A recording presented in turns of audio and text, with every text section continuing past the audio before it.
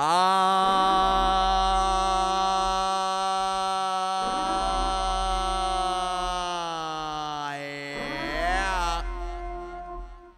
Yeah.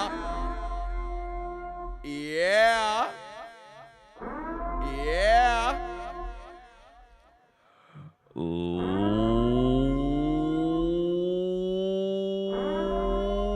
Ladies and gentlemen, boys and girls, children of all ages, it is I, the diligent, vigilant, meticulous, sagacious, conscientious, analytical, methodical individual, the Chiseled Adonis, here live in Hold My Nuggets Studios once again, where we're going to preview the 2023 NBA Finals between the number one seeded, reigning, defending, undisputed, two-time MVP, Nikola Jokic. Well, no longer reigning, defending, because Joel Embiid was named it. So no longer will he be reigning, defending. So I will take that back. But the number one seeded Denver Nuggets, dominant in their run through the West, meet the first ever play-in squad to make it to the dance. The 8th-seeded Miami Heat, 3 minutes away from missing the postseason, led by Jimmy Butler, taking the goddamn underdogs, the dangerous Loomers, all the way to the NBA Finals to take on the Denver Nuggets. And we are here to preview what will transpire tomorrow night, live in Denver, Colorado. We will have game one of the NBA Finals. And we are here to talk about what the predictions will be. But before we do that, let's go down the list and say hello to the people in the building. Trust Mike, Sir Chop, official Nerdy Football League, paid in the building, Zoo Pride, Randy Squared, Nelson, June Boy, OT Clan Beats, Ant White Malone, Randy Squared, Jada 90s Kid, Verse something. I cannot pronounce the entire name. Sikkim Dudley, Token Black Guy. What is going on? Good evening, Big Mid, D Martin, King Savage, JKP, JJ, Cindy in the house. Oh, damn, Rudy already put 5 on and said, Henry, Miss Pearl would like you to meet her. Hashtag gum job season. Chiseled was throwing a luau. Thanks for, throwing a luau. Thanks for coming through. I said luau. Throwing a luau. Thanks for coming through and stay a while. Chill out and take it in, all man. Whoa, wait, sir. What are you talking about? Take it in, man. What do you mean by that, sir? We just started the stream. What you referencing? Nevertheless, NYC, Ivan Poop, Brian in the building, Jay, Kiara, what is going on? What is going on, Jabbar? What's happening? Don, Luis, Dusty. How is it going? How's it going? How is it going? DJ Hoop said, well, what's good? Heating 6. I'm glad that you said that because I just now sound crazy. The creditors are not going to like me. I'm already in debt due to the student loans, and God damn it, I'm going to be in more debt due to the Miami Heat because I just bought my tickets to Game 6. Fucking $1,000 tickets. Thank God for credit. Minimum payments will be my future. That's a lie. I'm gonna any check or any money that I have coming in, I'm immediately gonna pay that off. That means I will be eating top ramen for the next few months. That ain't no problem with me. Opportunity to see the Miami Heat. I will not miss it. Will I be taking a train for 23 hours to get down to Miami because it was cheaper than a flight? Maybe. But one way or another, I got game 4, or I should say game 3, and I also grabbed the tickets for game 6 if in the event they are necessary. But one way or another, we shall see. Do I get a refund if they don't make it? Of course. It'd be foolish for them to just hold on to people's money. But I figured it's better to go get as many as I can in advance. So there is that. But one way or another, we shall see how things play out. And we're here to preview what is going to transpire in tomorrow's debut of the 2023 NBA Finals between the Denver Nuggets and the Miami Heat. Before we get into that, of course, we're going to have a story time later on this evening. And for those of you who did not know, which is damn near everybody, today, May 31st, is indeed the birthday of the matriarchal birth-giving Adonis. That is also known as my mother. Today, she turns, let's say, a year before 70, because somebody's going to go and switch it up and make it sexual, because something's wrong with you individuals. But nevertheless, happy birthday to the matriarch of the Adonis family. So there is that. But nevertheless, in the comment section, if you guys haven't already, let it be known who you believe will be winning this series between both the Boston. Did I just say Boston? And go Heat, bitch. Whoa! Sunny days. Everybody loves them. Tell me, baby, can you stand the rain? Storms will come. This we know for sure. This we know for sure. Can you stand the rain? Y'all went home. Never forget. And go Heat, bitch. Whoa! I said, never forget. And go Heat, bitch. Whoa!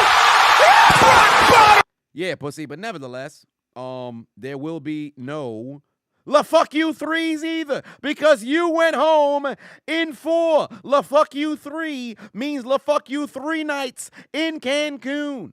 Both the Celtics and the Lakers both had motherfucking trophies named after the Magic Johnson MVP trophy, Larry Bird MVP trophy, and they both went to your opposition. I know they sick right now. LeBron in Cancun right now dancing the la salsa.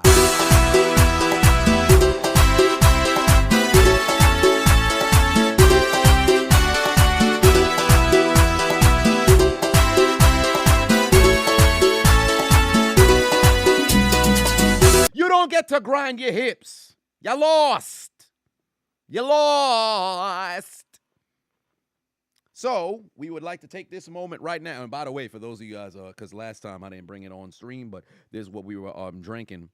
That Statesman, at the time, it had been the most money I ever spent on alcohol. I think this was like $53 or some shit. But at the time, that was the most I ever spent. And I literally had this sitting in my room for 3 years. So I don't know if anybody else had ever had the Old Forester Statesman, but I had bought this 3 years ago. And if you remember Kingsman, the Golden Circle, the second one, and also Kingsman, the very first one, whatever the case was, Statesman was, I believe this was something that derived from, or maybe this was because of the movie, or maybe the movie was because of this. Whatever the case was, if you guys haven't tried the Statesman, it's pretty good. It's not amazing. I mean, was it worth sitting for 3 years? I say no. Oh, wow, there's a little bit that's in there, so maybe I could get myself a swig. Does that make me an alcoholic? You could see this much amount of alcohol that's left inside here, and I'm on some, let me get myself a swing. But yeah, it was sitting there for 3 years, so cheers to you, to the Statesman. I think I need to go to an AA meeting. I literally presented this, noticed there was a little bit in there, then decided, oh man, there must be enough in here. That's ridiculous. Nevertheless, we do have our tequila here. Our rum here, so we can take a toast to both the Denver Nuggets and the Miami Heat. We're going to do one toast early, then we're going to do a toast late. But this here is some of the finest, rum from Guatemala, so it's only right that we take ourselves a toast. So cheers to you, Denver fans and Miami Heat fans. We made it to the final.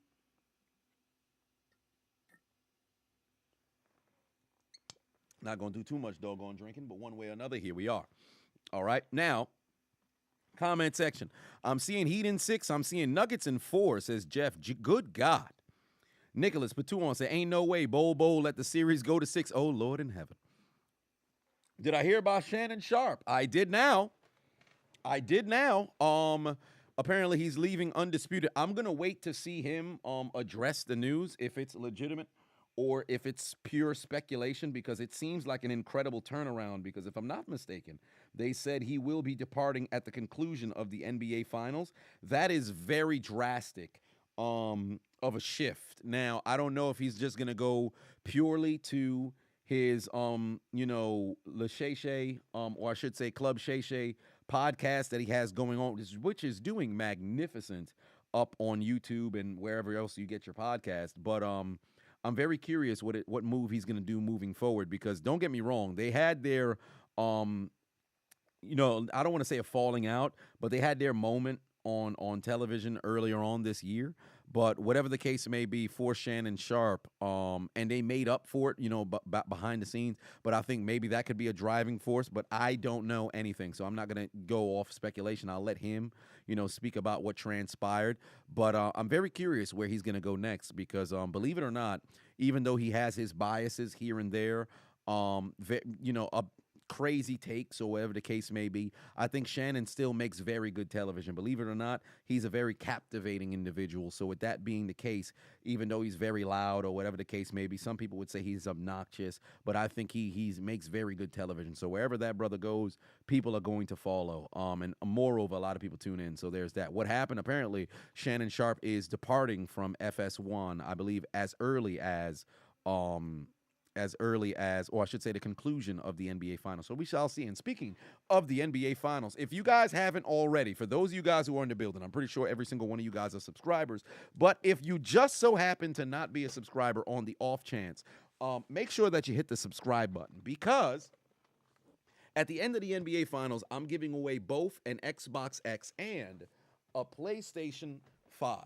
So with that being the case, make sure that you hit the subscribe button so you'll be immediately entered into the giveaway. I'll be selecting a name of my subscribers at random, alongside a name from my Instagram follower list at random as well. So if you guys haven't already, make sure that you hit the subscribe button and follow me on IG as well. Bobby said, wow, this is like waking up early, getting ready for an early breakfast, getting ready for an early game. It just started. Your morning coffee. Oh, really? Wow, what do you know? I'm glad this could be a form of early, morning coffee. We're Skip and Shannon friends. Yes, Skip and Shannon were actually friends for a very long time. And I believe that they still are friends. I just think that maybe they're not as close as they were before because of what Skip had to say on the air. Skip isn't necessarily an individual to apologize. He kind of does it in a roundabout way. So I think maybe that could play a role. But whatever the case may be, I'm not going to speculate anything. I'm just going to sit over here and watch, from a distance. I don't watch sports media as much as I did before. But nevertheless, I think good television one way or another, Shannon. And it appears that Stephen A. Smith, a lot of people have been mentioning Stephen A. Smith and Shannon Sharp possibly, should link up to do a show together. Stephen A. Smith now has his own podcast show running, not on television anymore, but on YouTube. And I believe different networks that he may be associated with, or different apps, whatever the case may, streaming services, whatever the case may be. But if they were to come together, then hey, that'd be great. So that'd be awesome. But I can't envision a circumstance where Stephen A. leaves ESPN, because now he is the guy. And I can't envision a circumstance where there's greener pastures outside of him creating his own and then building from there. I don't see that happening. FanDuel, it's on FanDuel TV. Interesting. FanDuel TV, huh? Oh, if that's the case, then I would not be surprised if Shannon starts up his own show there. Sports betting has boomed like a motherfucker. So with that being the case, they handing out money. So I actually take that back. I would not be surprised if Stephen A. were to mess around and leave ESPN. And moreover, I wouldn't be surprised if Shannon were to go and spearhead his own show on FanDuel. Now that you're telling me FanDuel got their own TV or some shit, man, shit. I wouldn't look past that. And speaking of sports betting, if you guys haven't already, click the link in my description, download the Underdog Fantasy app, use the promo code Adonis if you haven't already. They will match your deposit up to $100.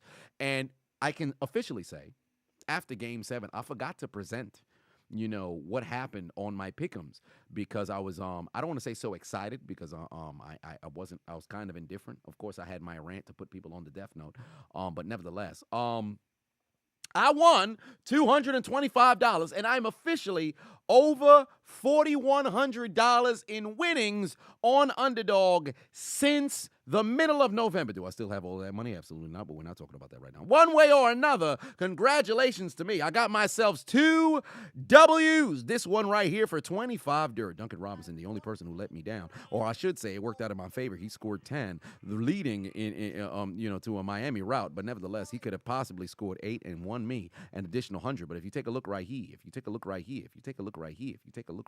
still scrolling. This shit hurts like a motherfucker, but it's strengthening my finger, so it is what it is.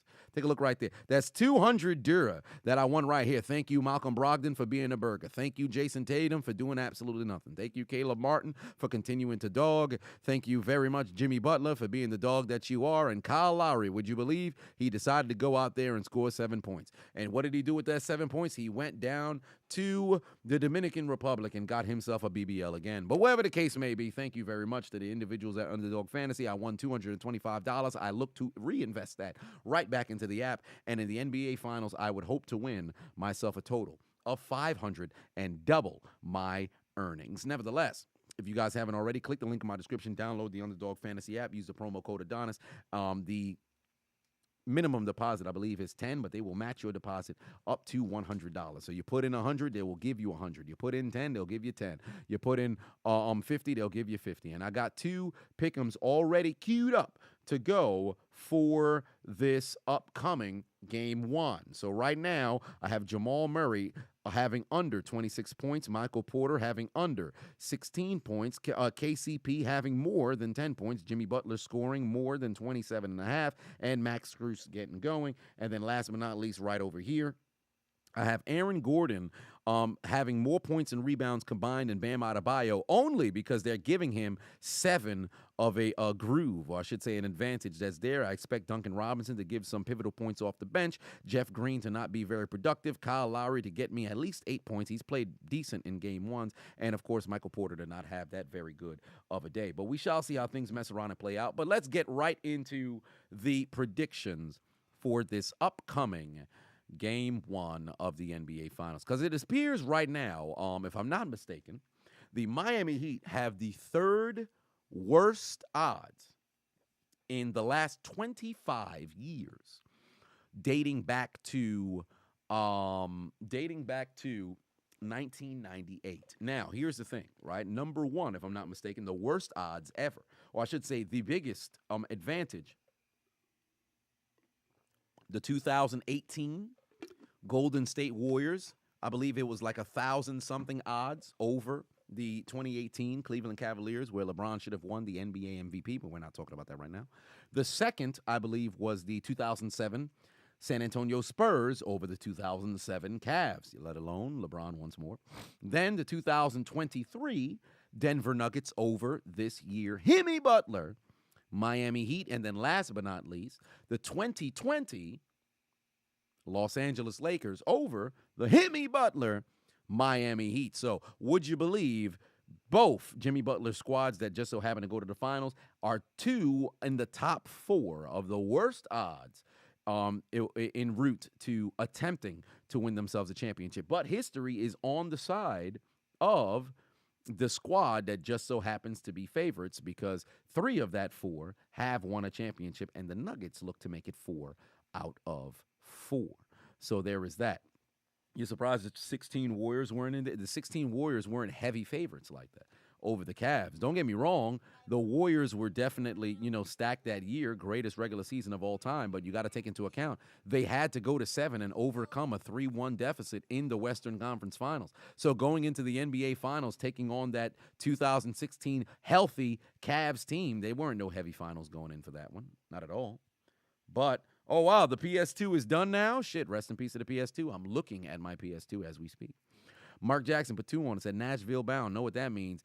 Pick'ems. Yes, indeed. Yes, indeed. We love to see it. And enjoy your time out of there in Nashville. I've never been, I believe that I chose one of those Hilton Grand Vacation things where you have to sit into a sales presentation. But my no game is crazy. So I'll just sit there. I'll listen to you the entire time. I read the fine print. I think I got to stay in there for like 60 minutes, maybe 120 minutes at maximum. The moment that the shit done. Oh, sir, excuse me. I've reached my time. It's time to read. No, let's talk about a different sort of sales. But no, sir, I got to go. Thank you very much. All right, thank you. And get the hell up out of there. You going to give me, trip out there for $99 for 3 nights, and it's a total of $99. You gave me 3 nights for only the price of $100. You think I'm about to sit down in a sales presentation? 60 minutes too much for me? You got me fucked up. I'm going to hit the timer. I'm going to sit there. I'm going to stare you in the eye the entire time, make you think I'm interested. Then I'm up out of there. Fuck you talking about. I came here for the cheap trip, stupid. Jonathan put 5 on it, said that you had to put down your PS2 controller after 15 years due to the laser going out. Also, Nuggets in 6. Me personally, I got Miami in 6, but we shall see how things play out. But James said, would I have gone to a finals game in Denver? Yes. If the timing had worked for me, I would have definitely went to Denver for the games. Like truly, if it was if I had it like that, I would go to every single finals game. I would legit go to every single finals game. Like that's one of the things that I really would like to have in the future. Like for example, and I've talked about this before. One of my goals, in fact, I think this is my final goal, as it pertains to my parents. All I ask for is good health. Like legitimately, I'm trying to see get my parents to the rec center. I think it's $25 for seniors for the entire year in New York City. If I can get my parents, to just be healthy for 3 fucking years, just stay healthy for 3 years. The World Cup is coming to North America in 2026. I am saving every single dime that I can. Whatever game is in MetLife, I'm going to it. I ain't gonna get no suite, but I'm going to those games. I'm going to that game, bringing my doggone parents with me, bringing some of my family, whoever it is who can come. We going to the game, and any game that I can go to, we gonna go to any fucking game. I don't know what the price gonna be. Don't really care what the price gonna be. I got 3 years.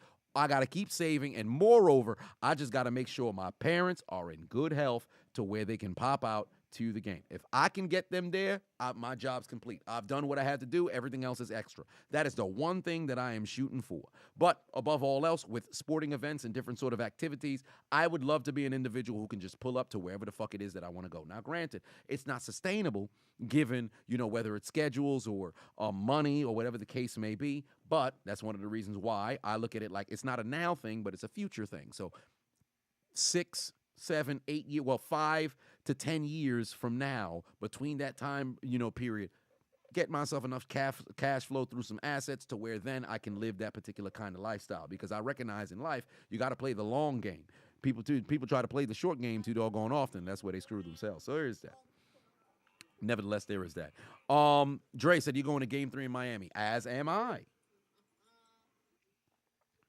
And I ain't gonna lie to you, depending on what transpires in the first 3 games, I might just mess around and go to Game 4 too, because Game 3 being in Miami, I have engagements the following day in New York, so I can't stay in Miami nor reschedule. So since that's the case, I'm gonna have to go from Miami back to New York, and then I have to go to Atlanta. But if Miami is up 2-1, or as long as they stole one in Denver, I might mess around and get Game 4. Then I'm going to be Miami, back to New York, back to Miami, then to Atlanta, back to New York. Like, it's going to be ridiculous. But there is that. There is that. Kev said box seats at the World Cup or box seats at the Super Bowl. I would rather have box seats at tell you the truth, I'd rather have the box seats at the World Cup, and I'll tell you why. Because if I'm going to the Super Bowl, I would have them box seats, and I'd be by myself. I'd probably bring the homies with me. But then World Cup, I'd probably just be with the fam and we watching the side. So I think that'd probably be better, because I'm gonna be at the World Cup, and I envision it with sitting there with my pops watching. I think I'd probably choose that over everything versus everything else. So there is that. But DJ said the altitude definitely a factor, but being a factor itself doesn't mean a huge advantage. It's still an advantage nonetheless. I agree, and we'll talk about it. So and then let's see. Joshua put 5 on, said you've been to Nashville, Tennessee, on summer vacation a few years ago, and it was pretty cool. You're going with Denver in 6. Fair enough. Braylon Pafavon said, which Steelers game do I plan on seeing this year? That's a good question. I think I'm gonna end up. I'll go to Baltimore for the Steelers versus Baltimore game. I believe I'll be able to pull up for that game. I think that they play at the end of the year, or the beginning of next year, whichever one is in Baltimore. I'll probably make that drive down there, and then I just have to figure it out. I have to figure it out because I'd only go to a prime time. Because Sunday I would like to sit down and watch everything, but also it makes recording easier. So there is that. But I think I'll have to figure it out. I'll have to look at the schedule. Ant said, you want to take your mom to a Vikings-Panthers game this season since the Vikings is her favorite team. Been one of your goals too. Hey, man, just work towards it. Make sure she's in good health to where she can mess around and make the trip. And then, boom, pop out there. KT Chris said, you got 100 views in your video. Also, go Heat. Yes, indeed. Jeff said, take you with me. Take you with me. Well, we shall see. We'll see how everything plays out. Maurice Pafavon said, pick between the two. SmackDown comes. Here Comes the Pain, a WWE Day of Reckoning. Here Comes the Pain, I believe, is the greatest wrestling game that was ever created. But I still, till this day, I think easily playable is Day of Reckoning. But if I had to choose between the two, I'd take SmackDown, Here Comes the Pain. But I think the easiest game to play, No Mercy, and then Day of Reckoning. But Here Comes the Pain, I think, is the greatest game of all time as it pertains to that. So, Bobby said, you're sorry if you're not a fan of Miami. You do like Denver, kind of. But you're going with the team who won their the NBA trophy in 2013, and that's the Miami Heat. Sorry, Broncos, go Steelers. Yes, indeed. So here's the thing, right? Here's what, do I watch college sports? No, I don't. Well, not enough to where I can legitimately be a fan. I've always said I'm somewhat of a bandwagon in college football. Like in college basketball, I cheer for UNC, right? In college football, it's the USC, and Alabama. Those are the three teams. Oh, wow, they're doing good. Great. But I'm not like, oh, man, I got to get home to watch the college football game. Like, I'll watch the college football playoffs, but really the national championship is the only game that I really give a fuck about. So there is that. But nevertheless, let's talk game one. Here's the thing, right? A lot of people are leaning towards Denver, and I completely understand why. Nikola Jokic. Completely makes sense, right? And he's a problem. He's been a problem the entire playoffs. He's damn near averaging a 30-point triple-double, right? And that is absolutely absurd. Moreover, Jamal Murray just became the very first player to have averaged a 90-50-40 in the fucking Western Conference Finals. So you talk about a two-headed monster that is on absolute fire right now. Jokic, Murray cannot under any they cannot be stopped, right? Then there's another aspect. KCP balled the fuck out. He balled the fuck out against his former squad in the Lakers, right? Then you have to consider what the Nuggets movement is, right? They run a 8-man rotation for the most part. So essentially who you have to worry about here is you have Jokic and Murray. That's at the top. KCP is a problem, right? Here's somebody a lot of people are overlooking. Michael Porter is a fucking streaky shooter who can also get to the basket from time to time, but more often than not, he's really going to be shooting. Aaron Gordon also is a problem within itself. And then, of course, coming off the bench, who was playing like a sixth-man of the year throughout the entire playoffs, is who? Bruce Brown, right? So the Nuggets have themselves a well-oiled machine in how they're navigating throughout the postseason. Moreover, you got old man Jeffrey Green giving you quality minutes night in, night out of the entire postseason. And, of course, Christian Braun just comes in probably when Jokic just wants to take a, fart on the sideline, then go right back in, right? But Braun doesn't really do too much. Like, he comes in, they'll switch to where they play a little bit of small ball. Braun will come in just so Jokic or somebody else can go get themselves a little bit of rest. But for all intents and purposes, it's a 7-man rotation. You have Jeff Green, Bruce Brown, Aaron Gordon, KCP, Michael Porter, Nikola Jokic, Jamal Murray, right? These 7. That 7 right there, ballers. Meanwhile, for Miami, you have, of course, Jimmy Butler. Then, Bam Adebayo's been kumse kumsa the entirety of the postseason. So, despite the fact he's the lone all-star from this year on the Miami Heat, he's been very up and down, all right? Like a Britney Spears song, all right? He's down and up and down and up and down. I don't know what's going on with him. Then you have, also who I believe will be in the starting lineup in Max Strus.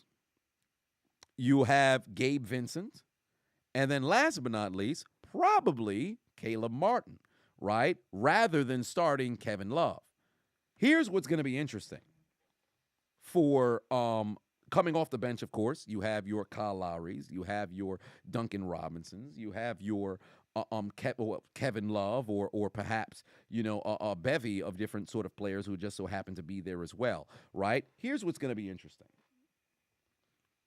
I'm curious what the matchups are going to be, because straight out of the gate, I don't envision them having Murray, or I should say Butler on Murray straight out of the gate, because we have to consider what the scoring situation is. Nikola Jokic is a problem from anywhere on the floor. Jamal Murray can not only create his own shot, he's also a problem if he's just pulling up for three as well. Michael Porter is going to stay, in the corner, stay somewhere else. He'll pull up and shoot from anywhere. KCP, the exact same thing. He can slash to the basket as well, but he's been an absolute threat from three as well. And then, of course, Aaron Gordon isn't necessarily somebody who they're going to for scoring, but he was great on the offensive rebound glass or whatever. Then coming off the bench, Bruce Brown was creating his own shot, and Jeff Green stayed in the corner to shoot threes. Meanwhile, for Miami, when Jimmy Butler is aggressive and he's not passive, things can change. Because I look at matchups like this. For the Denver Nuggets, and I'm going to read the supers after I finish up with how I look at the Denver Nuggets, offensive matchups. Jokic is going to get guarded by Bam, right? Barely, but he's going to get guarded by Bam. If Jokic plays from the post, Bam is in trouble. But if Jokic plays from the perimeter, I think this actually benefits Miami. Because Bam, believe it or not, those who know basketball, Bam can guard 1 through 5. Where it becomes a problem is if you now leave him inside the paint and then you play the passing basketball and the motion, you can tire him out very fast, and then he'll get into foul trouble with quickness. But if you play from the perimeter, you play into that man's hands, right? But Bam, Jokic, those two. They won't cancel each other out because Jokic has the advantage, right? You would think it'll be Jamal, or I should say Jimmy Butler would guard Jamal Murray. I don't think so. I think they're going to put Jimmy Butler on Aaron Gordon so that they can save Jimmy's defensive prowess for the fourth quarter, right? Then that would beg the question, okay, so if Aaron Gordon's getting guarded by Jimmy Butler, well, who would guard Michael Porter? You would put a Max Strus or a Kevin Love on Michael Porter. This would be an advantage for Miami because consider Michael Porter is a small forward, right? But Michael Porter's like what, 6'8"? How tall is Michael Porter? That's a tall brother right there. Michael Porter Jr., 6'10", small forward, right? He usually can just jump over whoever the hell's guarding him, take a shot, no problem, no contest. Miami may be short, but they're long, pause. So with that being the case, they'll probably have a Max Strus, Kevin Love, or Michael Porter because they usually stick Michael Porter somewhere in the corner or whatever the case may be. He's not necessarily, big use in the offense or whatever. So I believe they'll have Kevin Love if he starts, or Max Strus on Michael Porter. KCP will probably end up getting guarded by Gabe Vincent, which is a pretty good doggone matchup because Gabe Vincent, despite the fact he's only 6'2" or whatever, right? Only 6'2", like that short. He's played very, very aggressive on defense, but I still think that's an advantage for Murray. And then that leaves Caleb Martin or whatever the case may be, they'll have to figure out whether it's Love or Martin who ends up getting in the starting nod. I think one of those two will either end up on. No, pardon me. KCP would probably be on. Vincent would be on KCP. That's a better matchup. Vincent would be on KCP, and then you would have Martin. Or depending on what they do, they would be guarding Jamal Murray. I think that's still an up for Jamal Murray that was there. But KCP, Porter, Gordon, if they can't get going, I think it's an advantage for Miami. Because here's the thing. For Denver,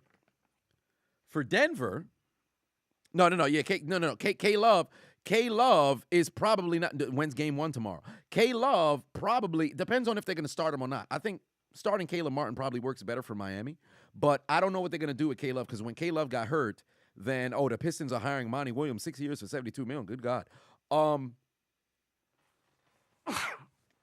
When K Love had gotten hurt, when he came back, or I should say he was healthy, they didn't play him anymore.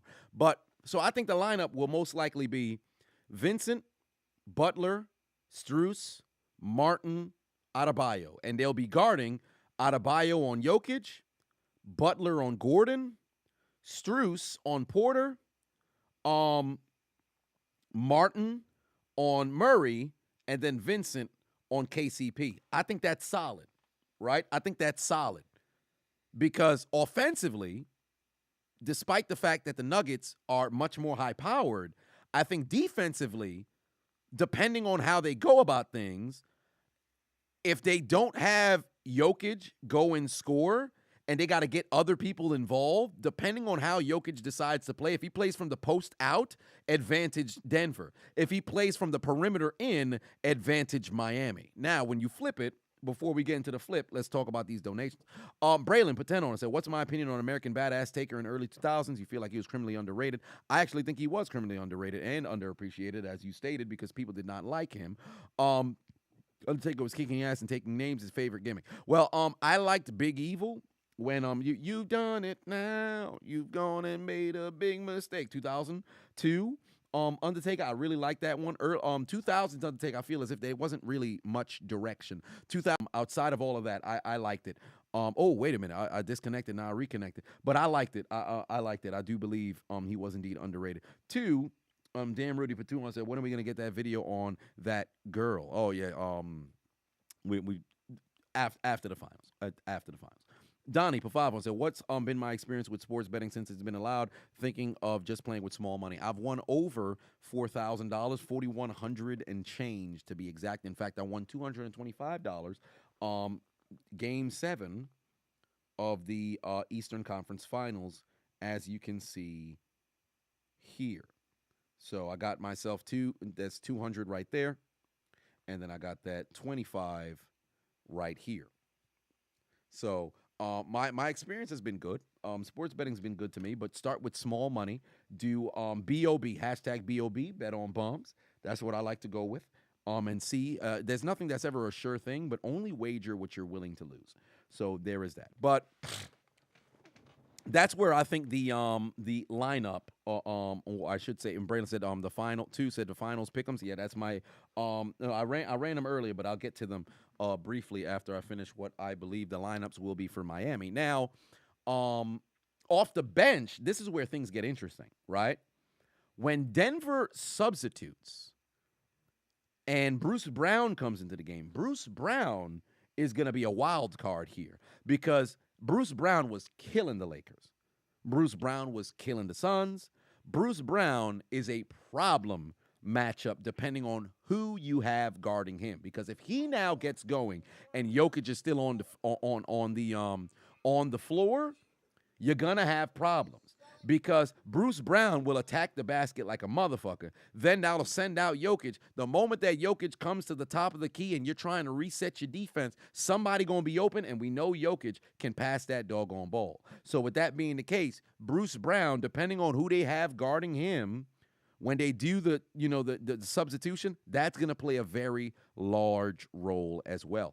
I think in this series for Denver, offensively, after they make their initial substitution and Bruce Brown enters the game, I think that'll be what makes or breaks the series for them, because it all depends on what the offensive rotation will look like once you bring in Bruce Brown. Not Jeff Green, because Jeff Green's going to take up some space. But whatever the case may be, remember, they're running a 7-man rotation. So it all comes down to what things will look like there. But I think Bruce Brown is pivotal. I think the X factor for the series is Michael Porter Jr.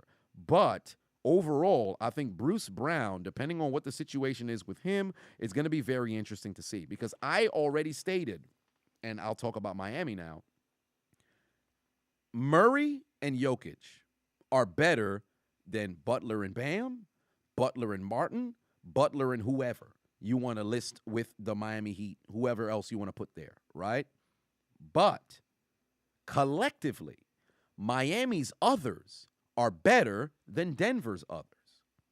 So with that being the case, it all comes down to what the matchups will be on the other end of the floor. Because here's the thing. Let's just say the starting lineup, they don't start Love, right? Let's just say the starting lineup for Miami is Vincent, Butler, Martin, Bam, Strus.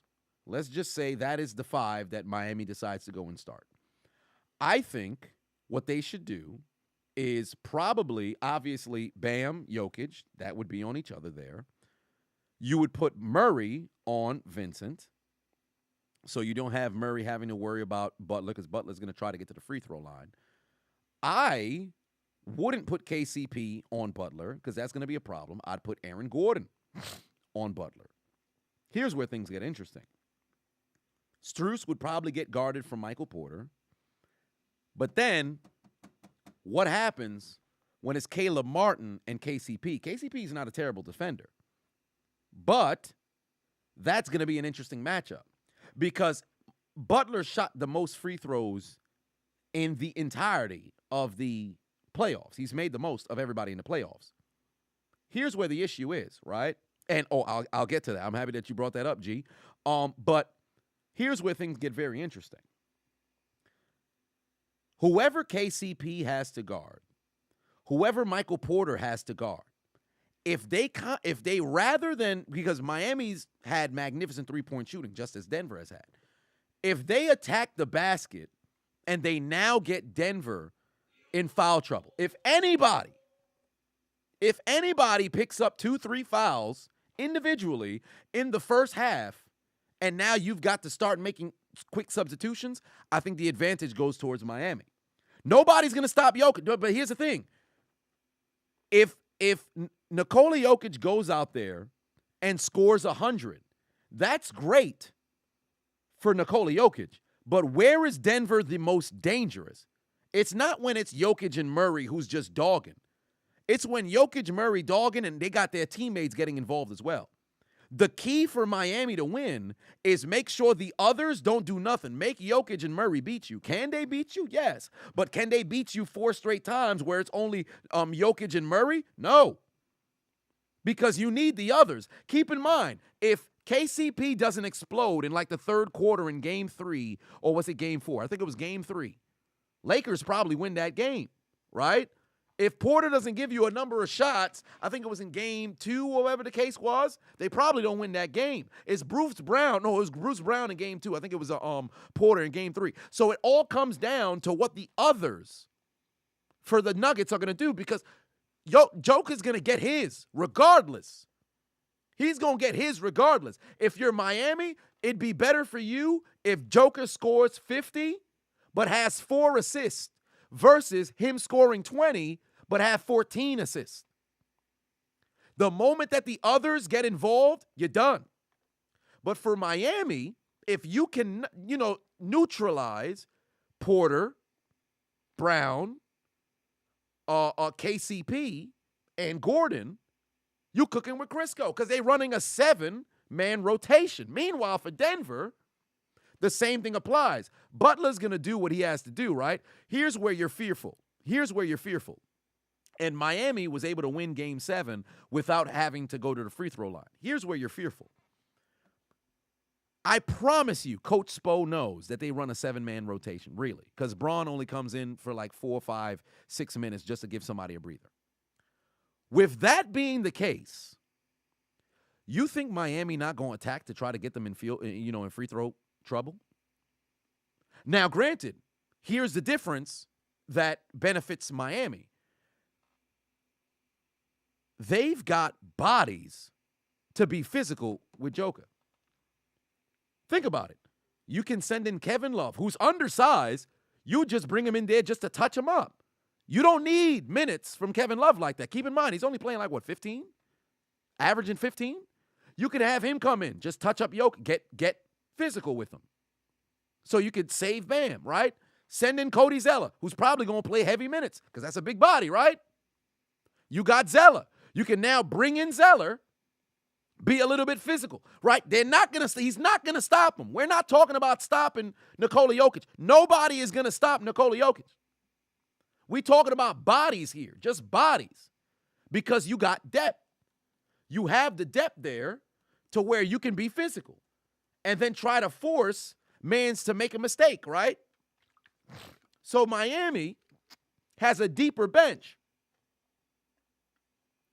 And keep in mind, for the Miami Heat, coming off the bench, if they start Vincent, Butler, Martin, Strus, and Adebayo, you have a body like a Kevin Love who can come in and just try to touch man up.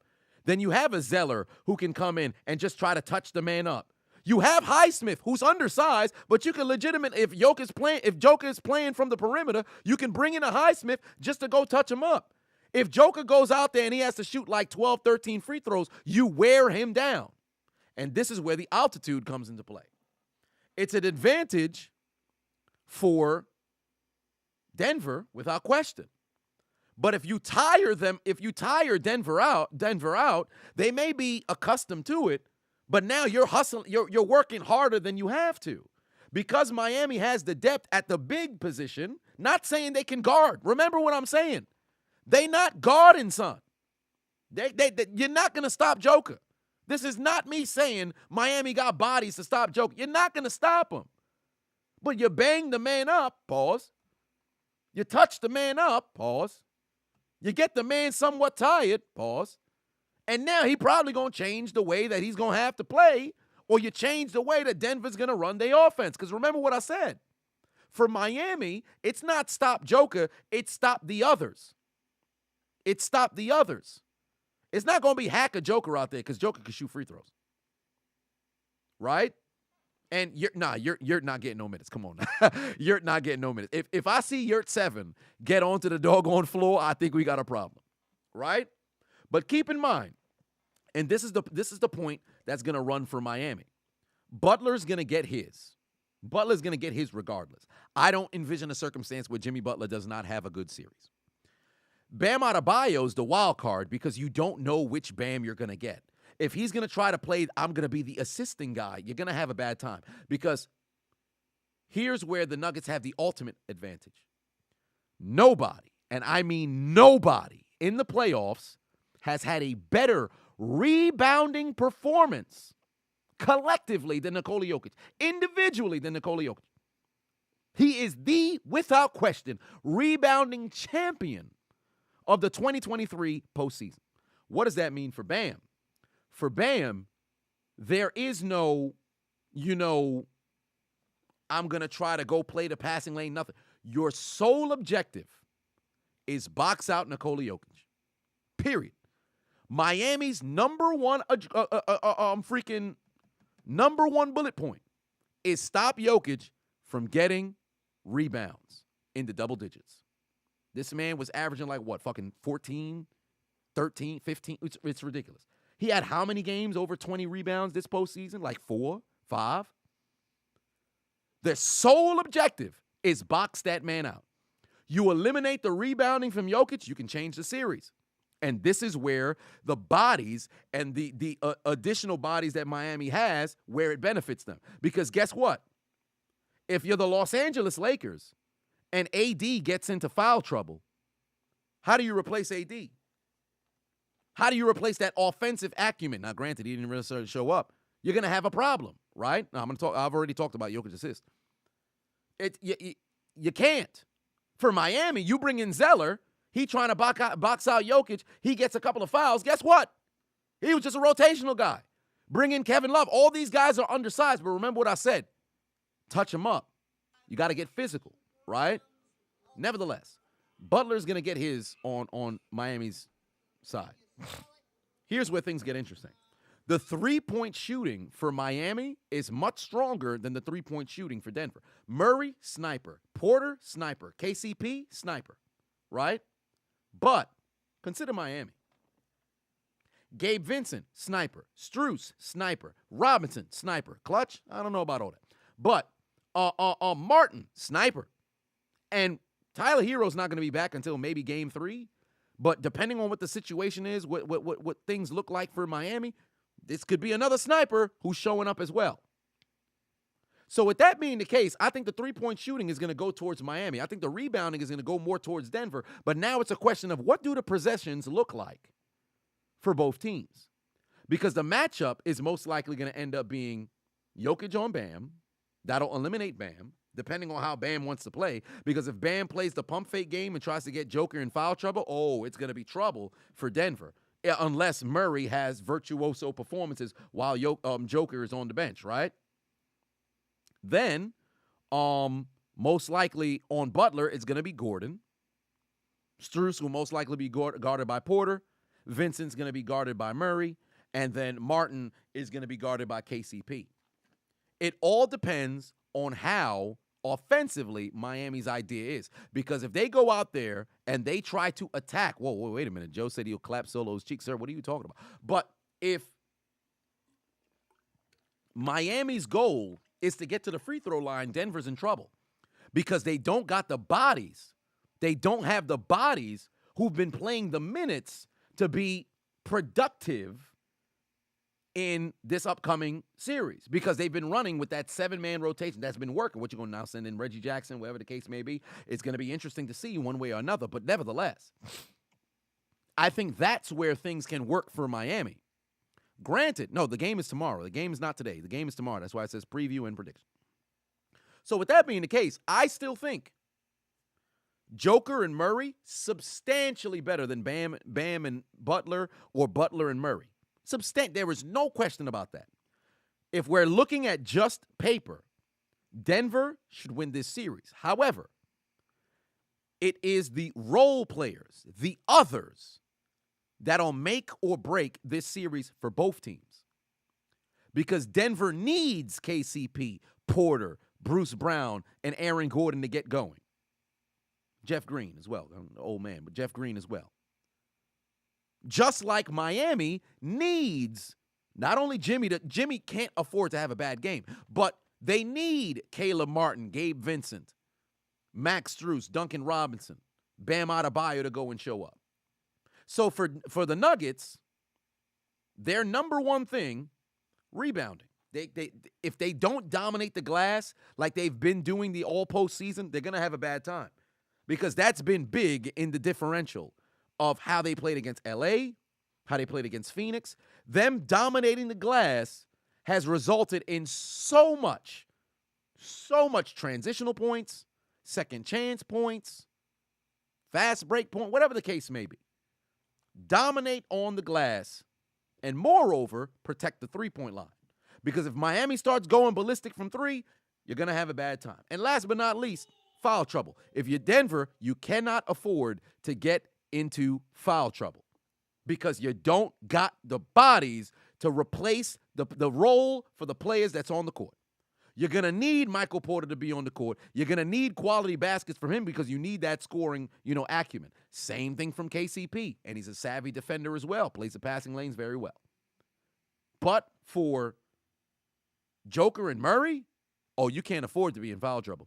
We seen Murray in some games. He got himself in foul trouble, but luckily enough, Denver was able to have KCP step up. They were able to have Michael Porter step up. They were able to have Bruce Brown step up. You can't afford to get into foul trouble in this series whatsoever, because Miami's others outscore different team starters. You cannot afford to get into foul trouble if you're Murray or Joker. Meanwhile, on the flip side, for Miami, you can't play passive basketball. Jimmy must be on the attack the entire time. Moreover, despite the fact that the game plan for Denver is to grab as many rebounds as they can, for Miami, you can't afford to get absolutely dominated on the glass. Because I promise you, if Denver has at least 10 offensive rebounds in any game, you will lose by 20. I promise you will lose by 20. You're going to get ran off the fucking floor, period. If you can't grab rebounds, this game is done. If Joker gets over 20 rebounds, you could pretty much guarantee a W for the goddamn Denver Nuggets. I cannot envision a circumstance where this man grabs 20 Ws and it doesn't turn into at least, 14 second chance points. Ain't no way. Ain't no way. Right? $72 million for this man. That man's getting paid. So with that being the case, that's number one for Miami. Cannot, under any circumstances, cannot allow themselves to get criminally out-rebounded. If you're getting out-rebounded by 3, 4, that ain't no problem. But you getting out-rebounded by 10, 15, oh, you're going to lose. Then, number 2, you got to make your threes. You got to make your shots. You cannot go out there and not shoot effectively from 3. They've been shooting, I don't know if this is the greatest run from the three-point line individually as a squad throughout the entire playoffs, but it's ridiculous. They're over 40% from 3, right? They've been shooting lights out, and that's been the difference maker. They got to shoot lights out from 3 because Jokic is going to get a guaranteed 2. Jokic is going to get his. I would not be surprised if he averages fucking 30, right? I would not be surprised if he averages 30. Nobody going to stop him, depending on how he plays. If he plays from the post, it's a problem. If he plays from the perimeter, Miami's got the advantage, in my opinion, right? And then last but not least, turnovers. You must protect the basketball. I believe Denver can afford to turn the basketball over. I truly believe in my heart Denver can afford to turn the basketball over, and they can still win. Miami? Oh, no.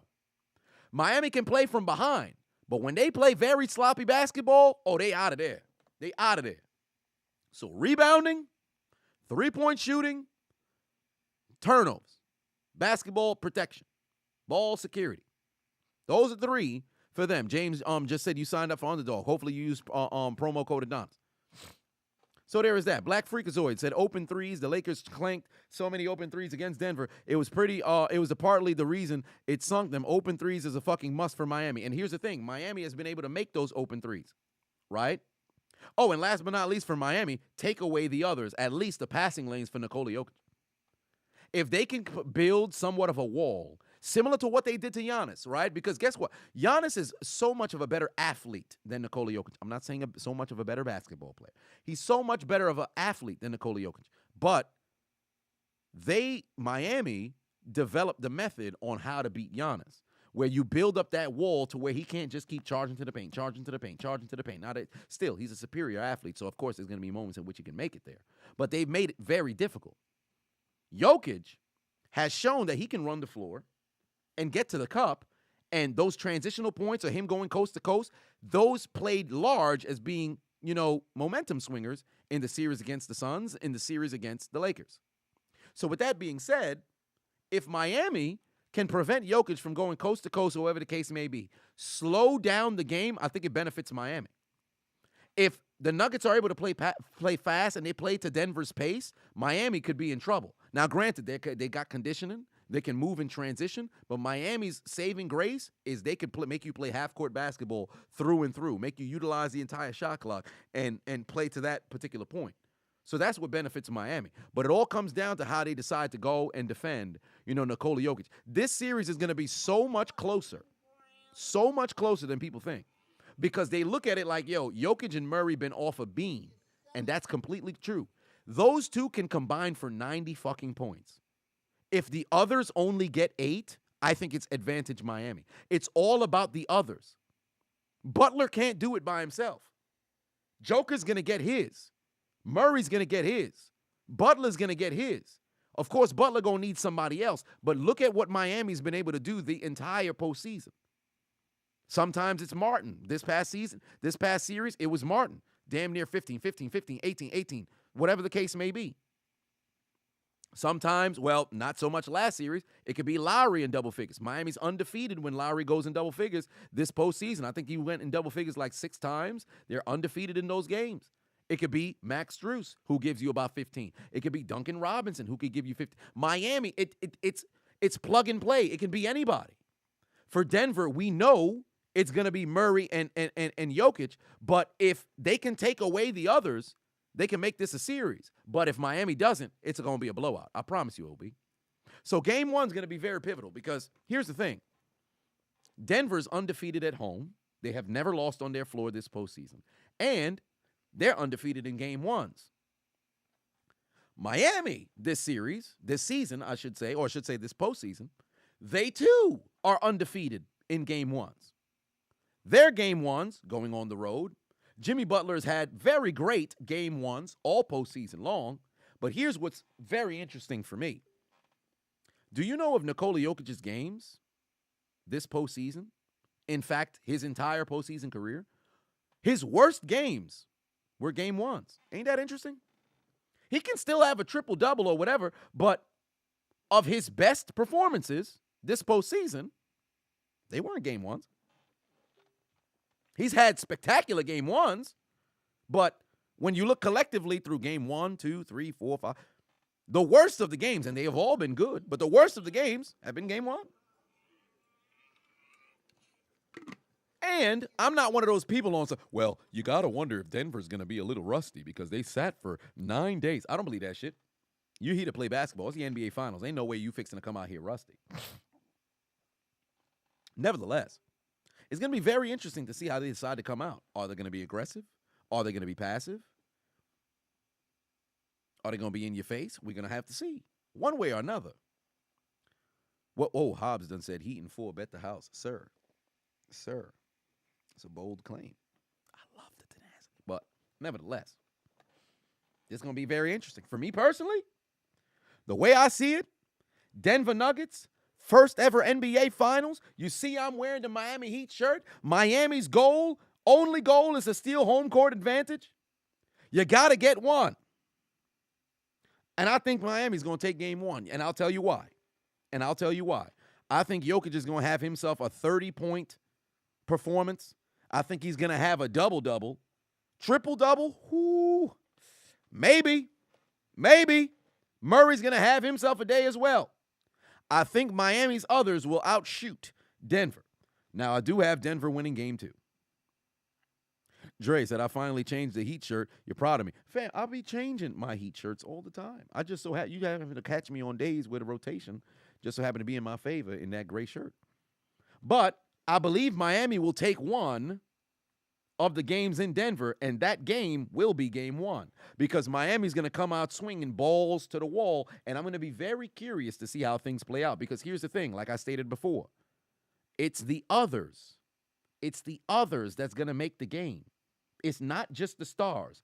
It's the other. Nobody can win basketball games by themselves because if it was all about stars, wouldn't we be talking about LeBron James' 51-point performance in the finals as the greatest individual game that we ever saw? But rather than saying that, we would say it's a W, at least as it pertains to the finals. At least we would be able to say it's a W? No, because you need your others to play. You're going to need, your George Hills to make that free throw. You're going to need a J.R. Smith to understand what the fuck's going on. Miami's tenacity that exists over there, I believe their others will step up, and I think they will outshoot Denver. Moreover, the free throw line. I got to see if Denver got fancy feet. I got to see if they have fancy feet. All of the pump fakes inside, whatever the case may be, if Denver start jumping, if Miami gets to the free throw line 10 times in the first half, I think Miami going to take it. That game 1. And we're going to be live tomorrow to talk about it. It all comes down to what the game plan will be. But game 1, I don't expect Denver to come out lax, but I do believe that Miami's going to come out with a fire because the goal is just to take 1. You just got to get 1 in Denver. That's it. You just have to get 1 in Denver. That's it. And I'm going to roll with Miami to take that one. I do believe that it's going to be a close game through the third quarter. Now, here's the thing Denver can come from behind just like Miami can come from behind. So this ain't going to be a situation where, oh, well, they're like the Celtics that just keep jacking up threes, jacking up threes, jacking up threes. Oh, no. Oh, no, not at all. Not at all. Denver still plays team basketball. Whoever's guarding Jamal Murray, you about to have your hands full. And Jason Tatum was able to get to the free throw line at will. He was getting to the free throw line left and right. So for Jamal Murray, it's the exact same thing. The same thing that I said regarding Jimmy Butler, who made the most free throws in this postseason. Same thing goes for Jamal Murray. And also Nikola Jokic as well. This game is going to come down to the three-point line, rebounding, free throw line. Bottom line. It don't matter how great you shoot from the perimeter, whatever the fucking matchups and everything of that nature may be, one way or another, it's going to be the three-point shooting, the free throw line, rebounding, and that's going to fucking determine what's going to happen in game one. But I have Miami winning game one. I do have them losing game two. It all depends on how game one concludes, because I don't know if it's going to be the same situation like what happened in Boston where they got the two on the road. But I do believe that they can take game one, and we shall see how things play out. And also for Bam, if Bam has 0 points but 17 rebounds, I think that's a win for him. For Bam, this series is not scoring. This series is not scoring for Bam. This series is rebounding and assist play a role as well. That's all he has to do. Go out there and fucking rebound. Cody Zeller, throw out a body, hit Jokic a few times, rebound. Kevin Love, you get yourself a few minutes, go out there, bang it out down low, pause, rebound. That's all there is to it there. But I got Miami taking game one. That's where I'm at with that. Let's go down the remainder of the pick'ems. Jadion, put 10 on it. Say, hey, Chiseled, remember when I asked you about your WWE Hall of Fame induction? Turns out Wendy Richter was inducted in 2010. Really? Did not know that. Kid 1v1, put 10 on it. Said, you think Miami will play heavy zone this series and more than last series? If so, Heat in 6. Now, I do believe that they will play a zone. But if in the event that they were to go man, those were the matchups that I did see. Here's the only problem that I have with the zone. Nikola Jokic is a hell of a passer. So if they keep him on the perimeter, they're going to have a shorter guy that's up there. I think the zone only benefits if Jokic is playing from outside and they're playing half-court basketball. Now, granted, you have to be in the zone for the half-court basketball regardless, but it all depends on how Denver's playing. If they're playing one-on-one kind of basketball, I think the zone works. If they're playing team basketball where they're constantly passing, setting picks and everything, I think it's going to be a nightmare for Miami. Hobbs said that he's going to bet the house on Miami Heat in 4. Oh, Jesus. We shall see. Kid also said, do I think that Miami will play heavy zone? I think it's going to be 50-50. I think it's going to be 50-50. So there's that. Yeah, Joe is going heavy sus, so pay him no mind. Dre said the zone won't work on Joker. I agree that it won't. If he's at the top of the key and you got Gabe Vincent and Jimmy Butler that's up there, oh, fuck no. Hell no. DJ said, can I lick your knee so you can have the Derrick Rose special? Sir, what is going on right now? What's going on in the comment section? Y'all tripping. Y'all tripping in the comment section. But nevertheless, there's that. Sir said that Grant Williams looks like he rides the front row of the short bus. Whoa. Where's this coming from? How good would the 2006 Heat be with Stephen Curry? It's like Stephen Curry when? Stephen Curry when? Like Stephen Curry now? Because Stephen Curry in 2006 was at Davidson, if I'm not mistaken. But nevertheless, that's what my prediction is. I think it's going to be a hell of a doggone series. Ultimately, I'm going to roll with my Miami Heat to take the series in 6. I think these games are going to be so much more competitive that people believe that it will be because of the matchups and moreover because of the rotations. I think that's going to be the case, all barring injury. Because remember, the last time that the Heat were in the finals taking on the Los Angeles Lakers, lost both Goran Dragic and Bam Adebayo in Game 1. And that changed the series drastically for Miami. Now, granted, a lot of people still felt as if the Lakers had the better roster, which I believe that they did as well. But it's very difficult to mess around and go out there and try to win when you lose in bodies left and right. And for Miami, They may be banged up, but they're getting people back in contrast to losing individuals. Meanwhile, for Denver, they've got the same squad, and I'm very curious what that rotational situation is going to look like moving forward. So I'm rolling with Miami to take the series in 6, and moreover, in game 1, I'm taking Miami to take game 1. Now, game 2, I think that's going to be a different story, all depending on how game 1 concludes, but I can't envision a circumstance where Denver loses 2 at home. They are undefeated at home and undefeated in game 1s because they've held every game 1 at home. But Miami being undefeated on the road for game 1, or I should just say game 1 through and through, it's all about the tenacity and the attitude, and I believe that Miami will take game 1. And I think Jimmy Butler is going to have himself at least 35 points in this game.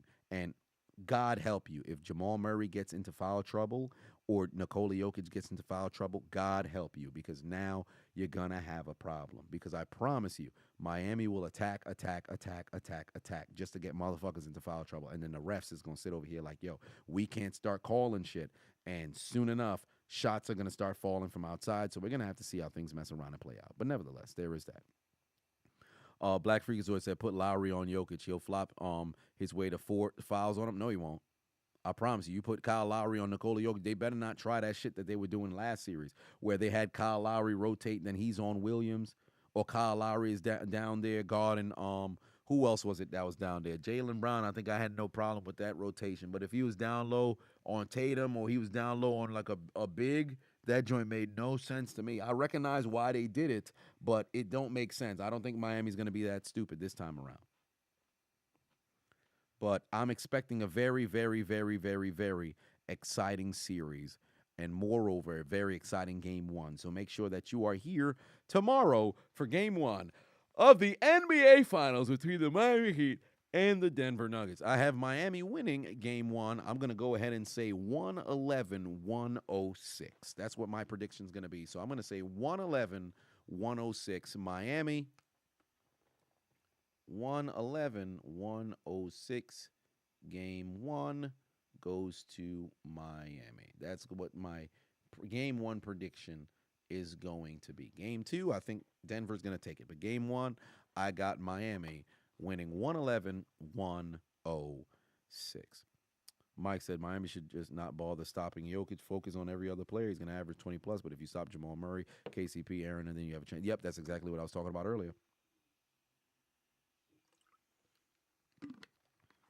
So that's where I am on that. So what do you guys think of the my prediction, my preview of not only the NBA Finals but also Game 1? What do you guys think of the prediction? And then where does that change your prediction for the series, or are you still running with what you initially had believed that the series conclusion shall be, or what Game 1 shall be? Let it be known in the comment section. Todd said, if Doc Rivers goes to the poverty-ass franchise Pistons, he may do some good things there. Well, hold on, wait. Let me go to Woj, because I believe you guys said that Monty Williams just signed. Yep, Monty Williams is going to Denver, $78.5 million deal for 6 years. Do I think that he's going to play out that entire deal? I'm not sure, but we shall see.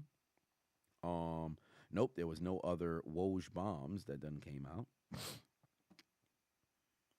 So there is that. Split in Denver. Game 3 will be a toss-up. I'll be interesting. Fly fastest duck said a spot-on prediction. I thank you. Jago said spot-on. Injuries are the only thing that we didn't account for. Correct. And injuries is something that you can't predict, because if you're like, man, if this person gets hurt, and then it could be somebody else who mess around and get hurt, so you never know. But that's where I stand with that. Skip Bayless and Shannon Sharp in a steel cage match. Well, it makes me wonder if Shannon would have to answer answers for these rumors on Undisputed tomorrow or moving forward, because that's going to be very interesting. I think his last tweet, I guess everybody is messaging about that. Maybe that's interesting. I don't know where that's coming from, but that's so random.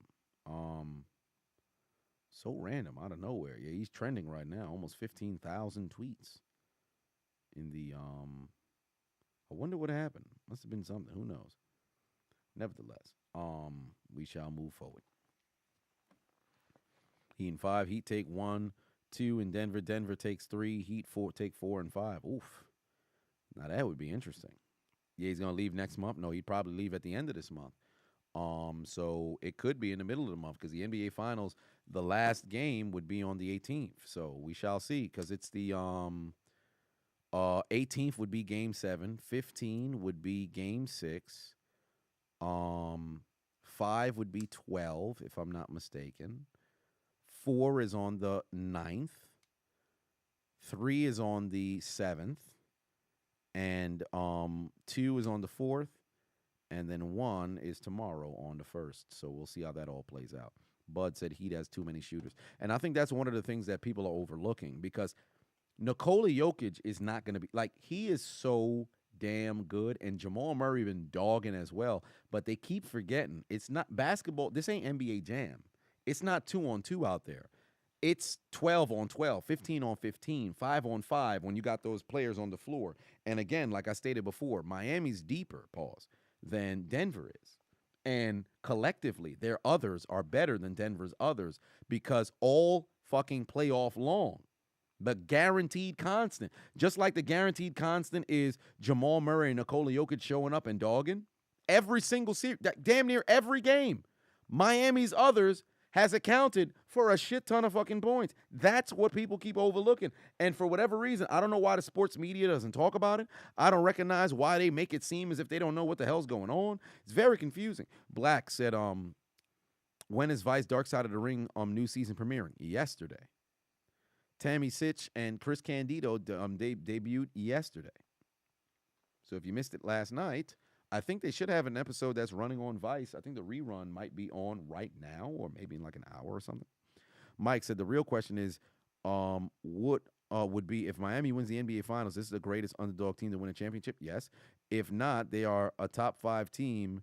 Are they not a top 5 team to win a championship? Are they not? They're not a top 5 team to win a championship, but by far this would be the greatest underdog situation because they were 3 minutes away from missing the playoffs, and there's never been an 8 seed to win the NBA Finals. The lowest seed, I believe, to win a Finals was the 95 Rockets at the 6th seed.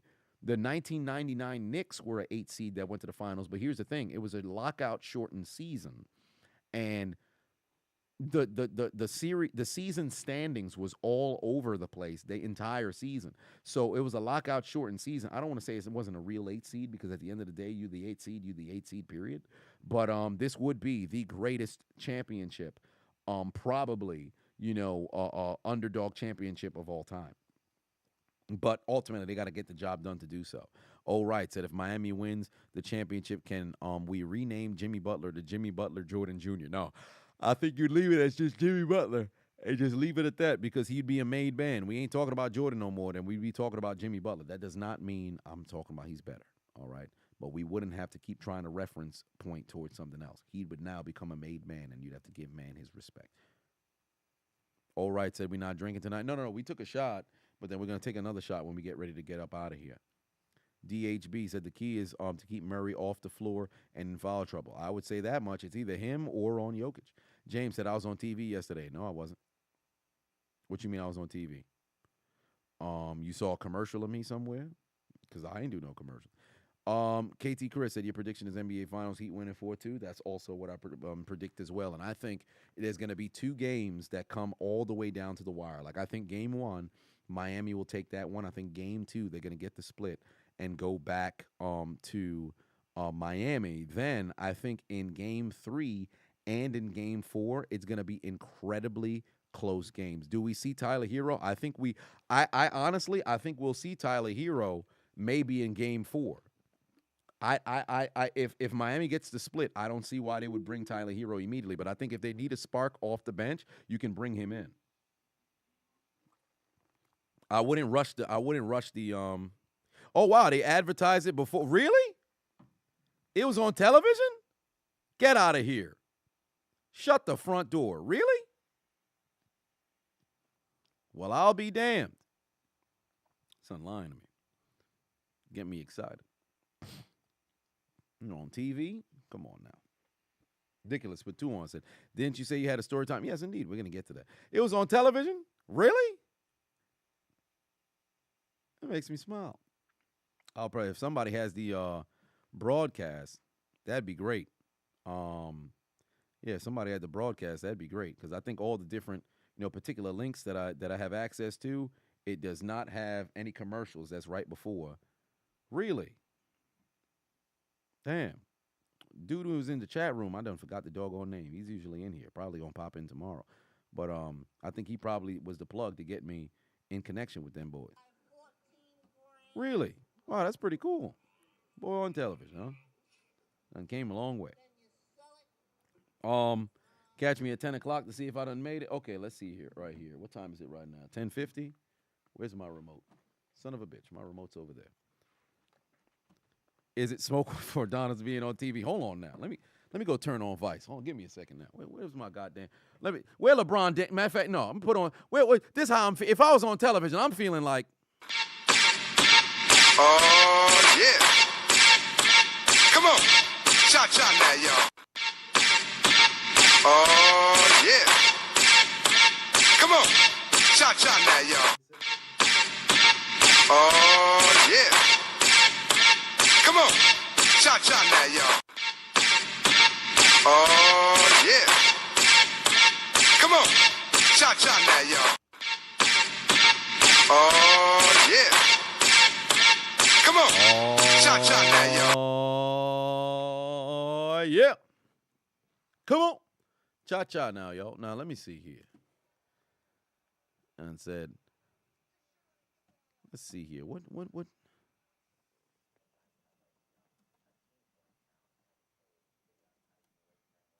Really? Let's see here. If there is.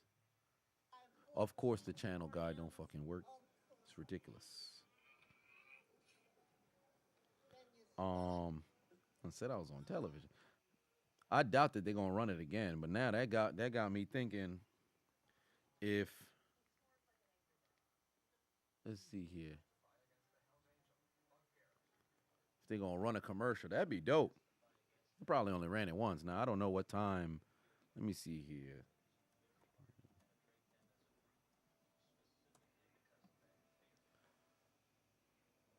That is interesting.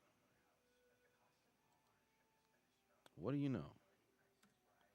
Nevertheless, I'll leave Vice running. I'll see if it pops up over there. Blushing? Nah, come on now. I'm too doggone dark for all that. But that'd be pretty cool. They rerun commercials the same. Well, what do you know? Interesting. That's pretty cool. Makes me feel good. That's nice. Gerald put 2 on. Said, do I think the Kwame stuff got to Shannon? I don't know about that. I don't know about that. I don't think that played a role or whatever the case may be. Maybe son wanted to see him. I don't know. But nevertheless, I just hope he has something that works out, wherever he decides to go after the fact. So hopefully that's the case. And it's nothing that was nefarious or whatever the case may be moving forward. So wherever Shannon decides to go, he got my support. Shannon fucked Ernestine. Well, what was going on over here? WLP said, did I do the story time? No, I did not. So now, I'm going to do a little bit of Cody Rhodes over here. Ladies and gentlemen of Hold My Nuggets Studios, what do you want to talk about? Now, Sierra said, you about to do yoga. Oh, that's what's up. I ain't do no DDP yoga in about like a week and a half. I got to get on it. Craig put 2 on. Says, the Celtics could have used Brian Pillman, a great shooter. Ain't that the truth? He definitely could have used, Brian Pillman for sure. So what do you want to talk about? You want to talk about how today is my mother's birthday? The matriarchal birth-giving Adonis has another rotational, movement around the sun here today, celebrating another birthday. So today being the birthday of the matriarchal birth-giving Adonis.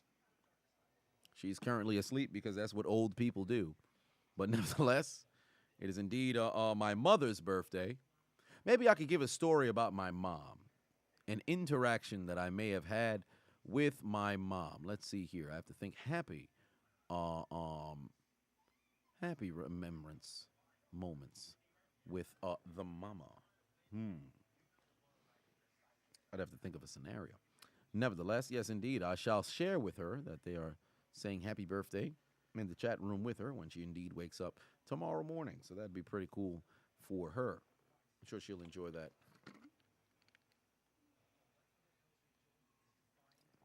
G said bon fete. You know what? You're right about that. Let me do a toast to my mother. Cheers to you.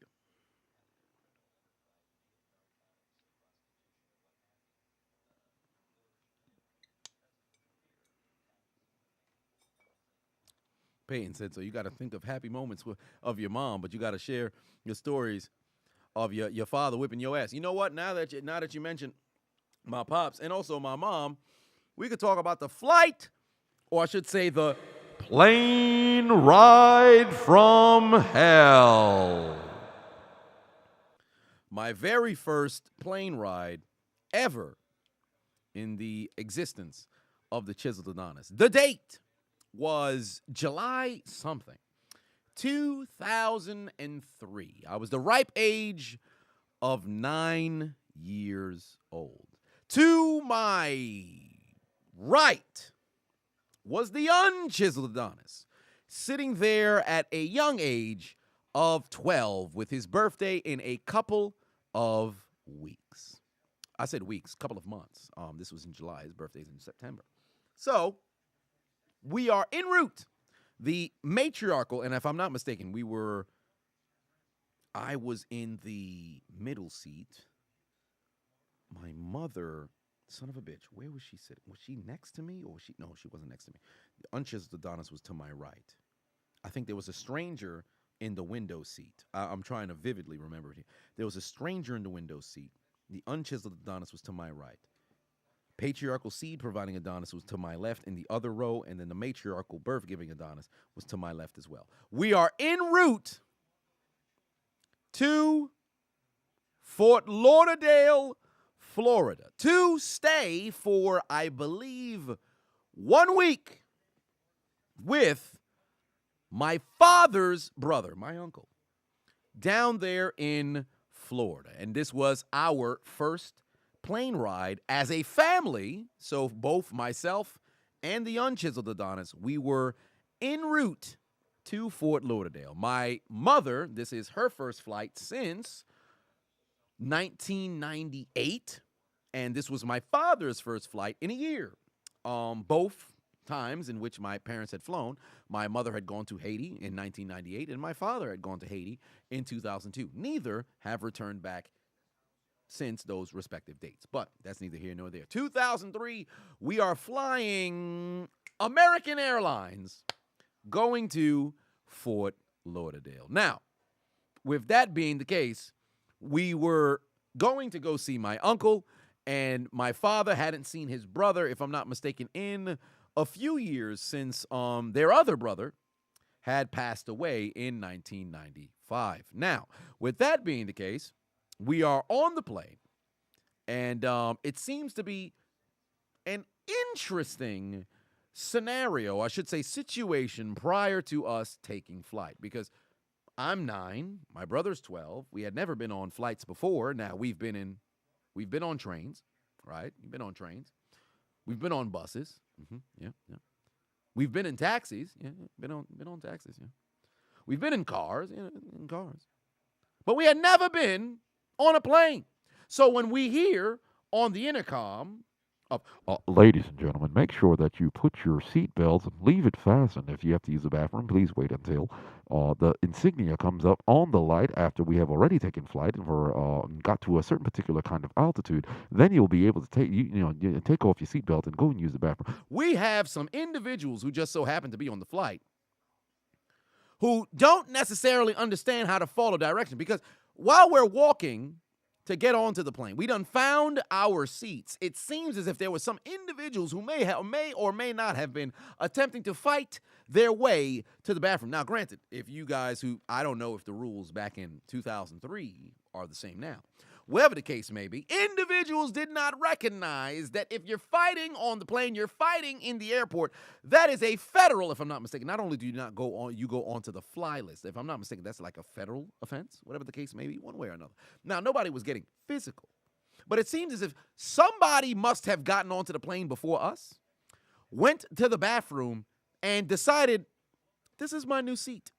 Because we took off tardy for about 12 minutes. Now, I've worked in the airport as an adult, of course, not when I was 9 years old. My brother worked in the airport. Delays cost airlines a lot of money. For whatever reason, somebody was in the bathroom for no fucking reason. Now, I don't know when they got in there, but it seems as if the individual on the intercom was not, oh, wait a minute. Oh, wow, there's the episode right here. Yeah, the episode just started. I didn't see myself on television, but this is Dark Side of the Ring. The episode is premiering, so maybe they'll run a commercial in between. But nevertheless, somebody must have been in there, falling asleep on the toilet, taking a piss, or to make matters worse, they must have been in there taking a shit. Because I would like to know why I sat in the seat holding my pee for 13 minutes and somebody was in the bathroom and they were banging on the door for them to come outside. Perhaps they hadn't wiped yet because they must have been sitting there in July of 2003 taking a shit. Big shit. Doo-doo, ladies and gentlemen. Doo-doo was going down inside of the bathroom. Nevertheless, the individual was then finally brought out of the bathroom, returned to their seat. Would you believe they sat in front of me? It was a culprit who sat in front of me and they smelled shitty the entire flight. Peyton said it best. You know exactly where I was going. Do you know what he had before the flight? Do you know what he had before the flight? Must have been Chipotle. Perhaps it was Taco Bell. Whole lot of beans. Maybe some Pepto-Bismol.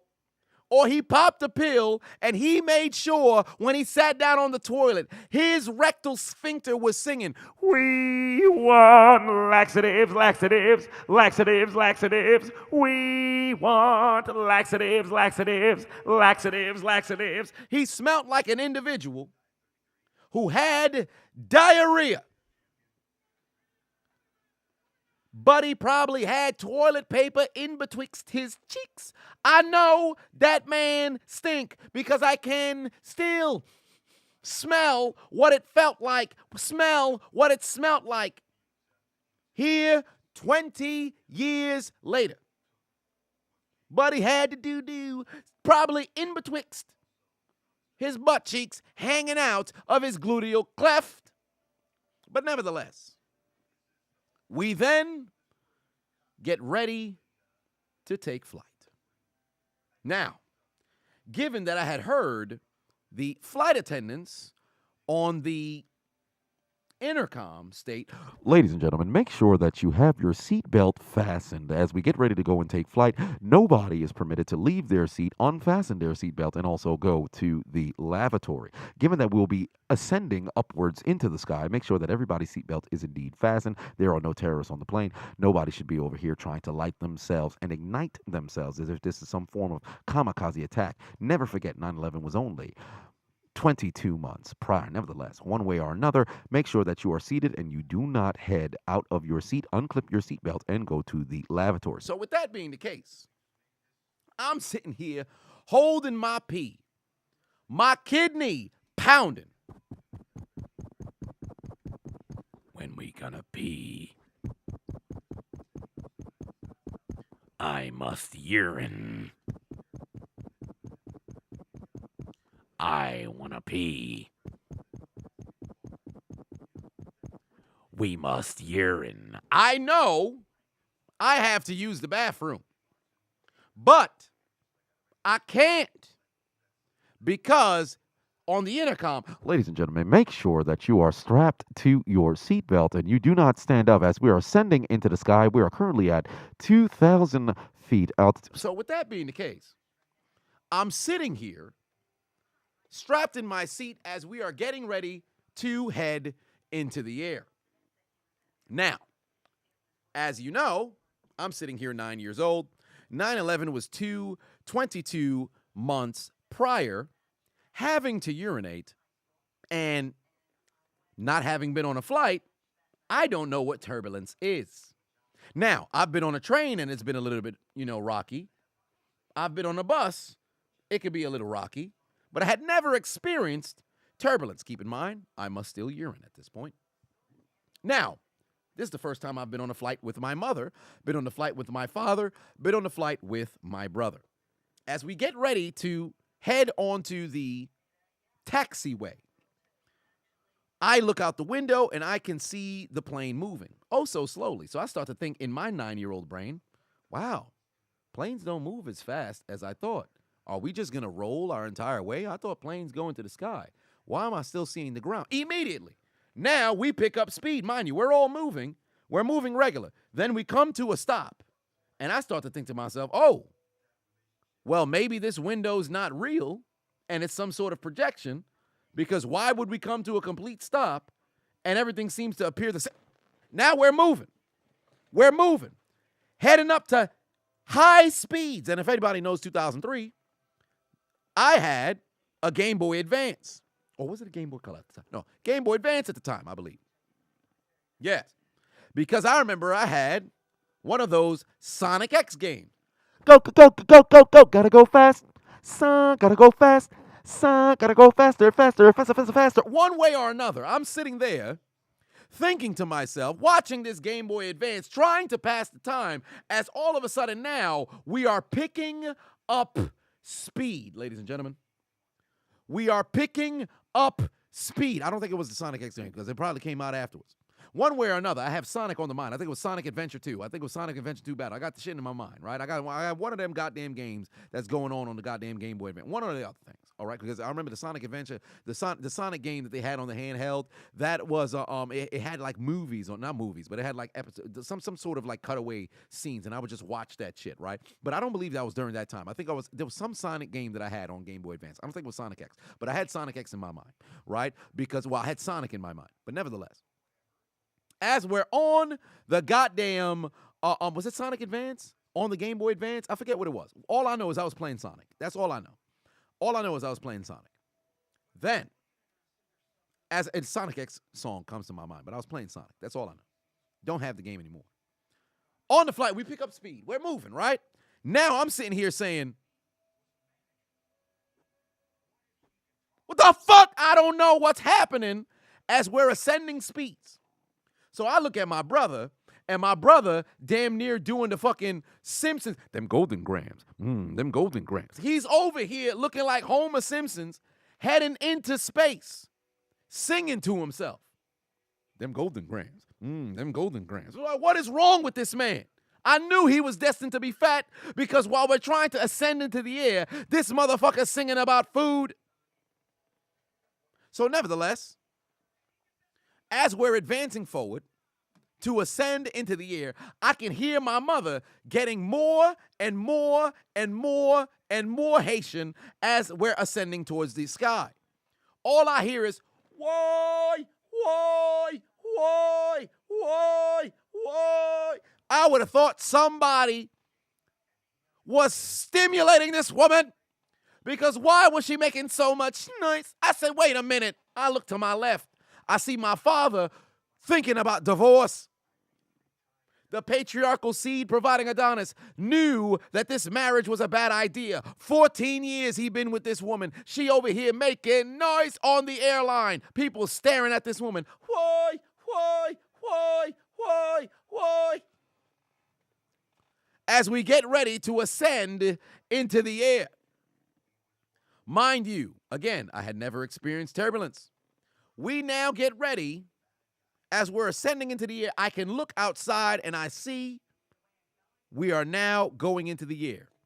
for whatever reason, as we go up, everybody knows that weird feeling. Those of you guys who had been on flights before, I'm sure that you all felt this before, where it feels like you're on a roller coaster and it's a free fall despite the fact that you're going upwards. Now, again, anybody who's felt that particular kind of feeling, if you have to pee, you can multiply that free fall feeling by 10. Remember, my kidneys are like, we would like to pee. We must urine. We would like to pee. We must urine. So I am going upwards. Trying to hold off pissing myself. Because there was a motherfucker who was in front of me who booty fucking still smells like shit. Who occupied the bathroom before I could go into the bathroom. Because remember, the flight attendants were saying, Ladies and gentlemen, before we take flight, make sure that you stay strapped to your seats. We do not need anybody in the air as we are heading into 2,000 feet altitude. So with that being the case, I am in hell. Also, there's an echoing Haitian woman who just so happened to have birthed me by way of C-section 9 years and a month to the date prior, who's still screaming, why?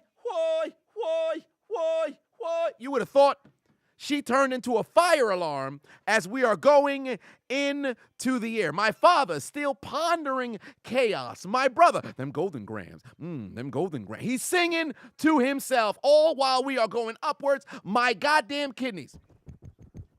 We have to pee. We must urine. We have to pee. We must urine. And I'm going into the sky now. We make it with the turbulence. My pee is damn near sitting at the tip of my urethra. Now, let me explain to you something, all right? I'm pretty sure everybody here has had a moment in which we all have had to piss before and we held our pee, right? You want to talk about a bladder being Full. My bladder was damn near Overflowing. I had to urine so bad to the point where I'm pretty sure when I unzipped my pants and the stream would have began from my 9-year-old appendage and I had to let go of the urine, I'm pretty sure I would have been able to be airborne from the floor. That is how much urine was sitting inside of my bladder as we're ascending upwards. But still, we're going through the turbulence. The seats are a-wiggling. We look like apps getting ready to be deleted. Somebody open your phone right now. Click an app and watch it delete inside of the page. You see them apps gyrating? You see the apps wiggling? That's what we were looking like in our seats. We look like chiclets moving inside of the goddamn packet before they get sent out, right? We moving, we wiggling inside of the goddamn seats. My brother. Them golden grams. Them golden grams. My father contemplating divorce. My mother. Woi. The fat man in front of me still smell like shit. My kidneys. We have to pee. We must urine. And I am not having a good time. We finally get done wiggling. After about 20 minutes, I said to myself, I'm going to close my eyes. And all I'm thinking is Sonic in my mind. I'm singing fucking, I'm thinking Sonic Adventure 2 Battle. I'm thinking everything I could to try to get through this. And now everybody who knows, who's been on a flight or whatever the case may be, you can't get up out your seat really for about like the first 20 minutes. I am in absolute hell.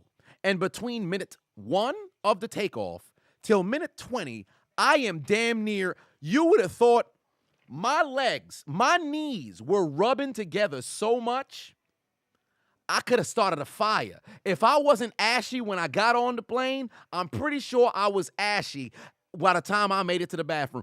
My legs was rubbing together. There was so much brown being rubbed together, you would have thought it was 2 doggone sticks. I had to take a fucking piss. My mother in the back room. Woy, woy, woy, woy, woy. Finally, she stopped after we, made it. I think about like 7 minutes into the year. She stopped. Hoy, hoy, hoy, hoy, hoy. She stopped. My father still contemplated, divorce. My brother stopped with them golden grams. Them golden grams. He stopped after about, I want to say 4 minutes, right? And finally, as we were stabilized in the air, I was able to go to the bathroom. I took myself a pee. I don't want to get too descriptive about the urine.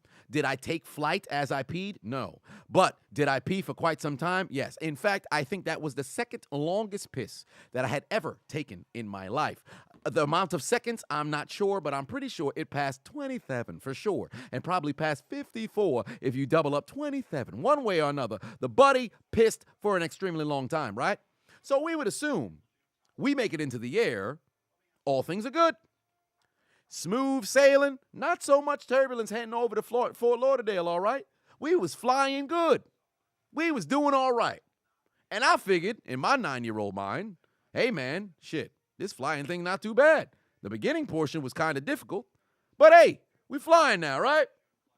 We in the air, we flying. I'm playing I'm playing the Game Boy Advance.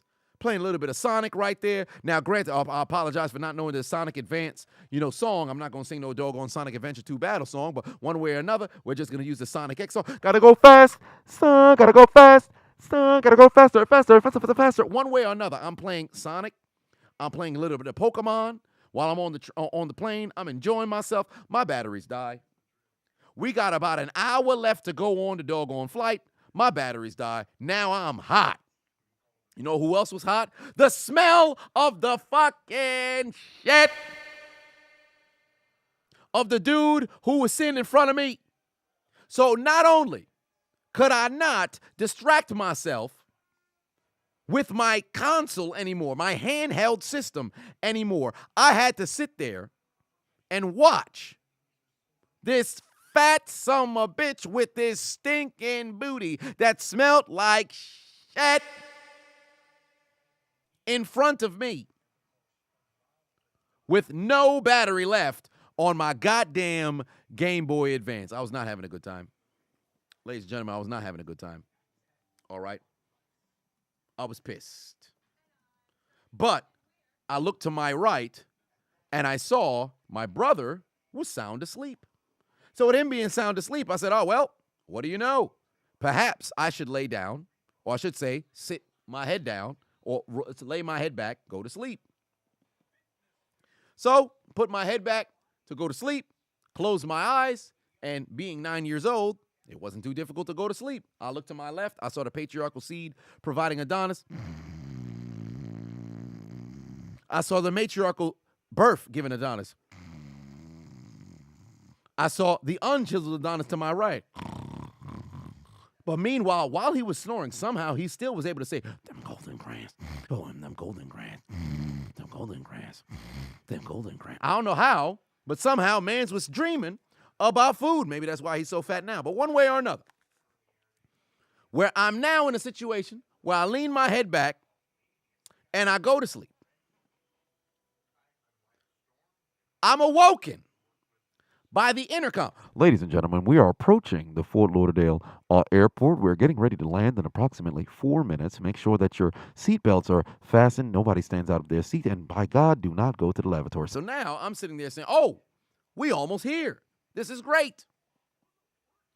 Unbeknownst to me, I missed the part on the intercom because I was awoken when they said it. We are 4 minutes away from the Fort Lauderdale we're 4 minutes away from the Fort Lauderdale airport. Make sure that your seatbelts are fastened and nobody stands up to go to the lavatory. I missed the beginning portion of the intercom because they stated, ladies and gentlemen, make sure that you are prepared for a little bit of turbulence. We are 4 minutes away. I missed the first disclaimer about turbulence because I thought turbulence was done. Now, granted, I'm in a better situation. My mother, my father, the unchiseled Adonis. Them golden grand. Them golden grand. But man in front of me still smells like shit. I no longer have to pee, though. So I'm sitting there thinking to myself, all right, we getting ready to land. This is no problem here. We begin to descend. Little bit of wiggling. But the wiggling happens to awaken the unchiseled Adonis. He's looking around now. What happened? A little bit of drool on the top of his shirt. He was wearing a polo. It was probably Polo Assassin. Something of that nature. All I know is we got it from Cookies. Some bitch was fake as hell. I'm pretty sure it turned green if you put it on your body. Whatever the case was, my father, my mother, still knocked, right? We're getting ready to descend. And out of nowhere, in a shocking turn of events, as the turbulence is, hitting, but not hitting like it was while we was ascending into the air, right? We hear on the intercom.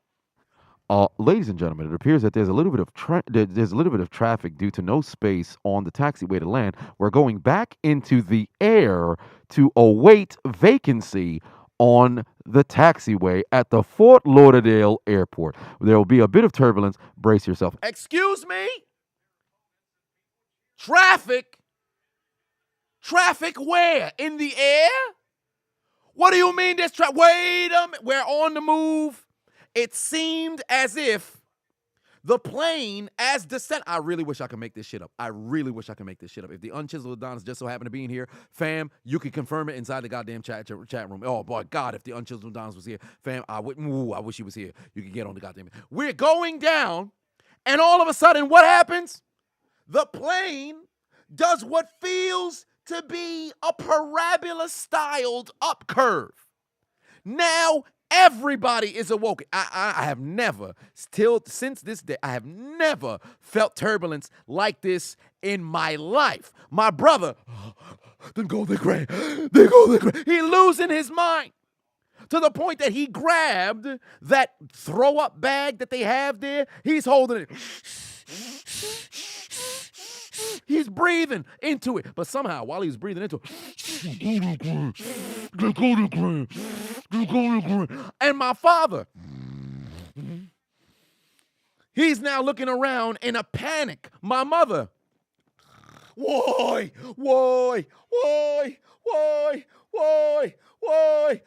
She turns into a goddamn alarm. But to make matters worse, everybody on the plane panicking because we were supposed to go down and land, but there's somehow airplane traffic ahead of us. There is no space available on the taxiway at the Fort Lauderdale Airport. So due to no space and vacancy on the taxiway, we're going to have to head back into the air. Ladies and gentlemen, prepare for turbulence. Everybody thought we were going to die. I'm sitting here boxing out my seat. I'm strapped in. I'm boxing out the seat as we are going upwards on a parabola-styled freaking back into the air to wait to see if there was space. It was about a minute and a half of the plane that was going downwards. We went back upwards. Then we turned somehow to the left. Then we're somehow almost circling in the air. But for whatever reason, the whole plane, we look like Carlton when he was inside the room with Will and Mad Dog came home. We was in the plane fucking swag surfing before the song came out. Boy, I got that swag. We in there moving. My brother,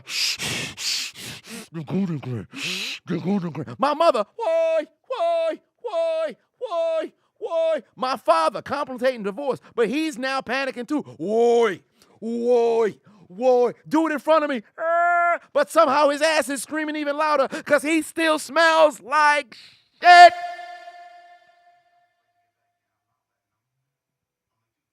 We're having a bad time. We're circling in the air for approximately 4 minutes, and then we hear on the intercom. Ladies and gentlemen, there appears to be a vacancy on the taxiway. We will be landing now in approximately a minute and a half. Brace yourself. There'll be a little bit of turbulence. Now everybody still, despite the fact that we're moving, we're still in what would be considered heavy turbulence, especially me being 9 years old. I don't know what the difference of turbulence may have been, but one way or another, we in there fucking Carlton Banks. This is not happening. You're not really here. We over here losing our goddamn minds. My brother,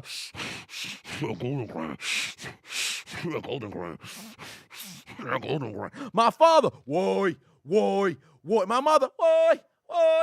They harmonizing and shit. I'm still boxing out. I'm looking like Joel Anthony trying to fight for a job in 2012.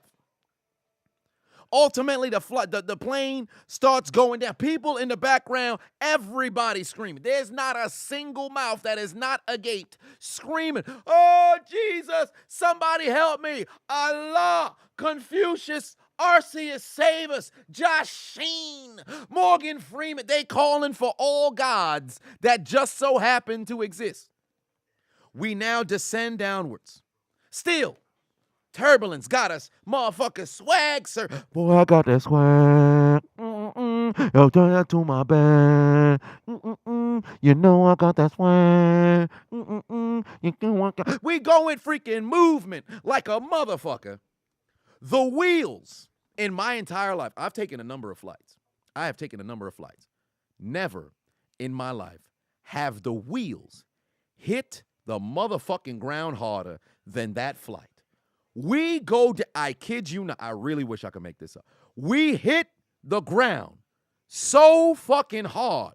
I think my chin touched my heart. I'm pretty sure my chin somehow went through my sternum, went through my epidermis, past my pectoral, touched my heart. When I talk, we landed, it sounded like everybody choked, bro. You would have thought The Undertaker was getting ready for a finishing move. You'd have thought Kane was getting ready for a finishing move. You'd have thought BDSM was sponsoring this flight. Motherfucker, my mom, why? What the hell just happened? My father, why? My brother, Then Golden Grand.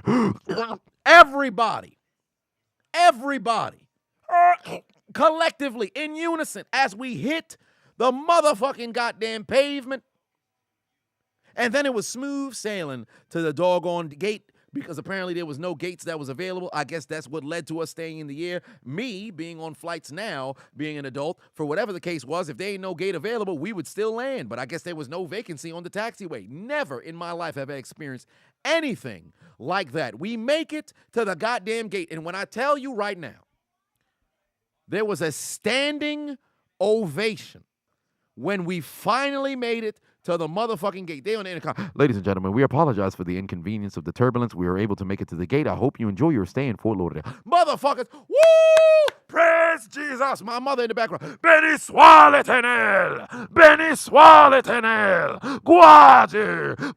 Guadu. She's screaming in Creole. Motherfuckers is talking in all kinds of languages. I entertained it, but the motherfuckers gonna try to cancel me. One way or another.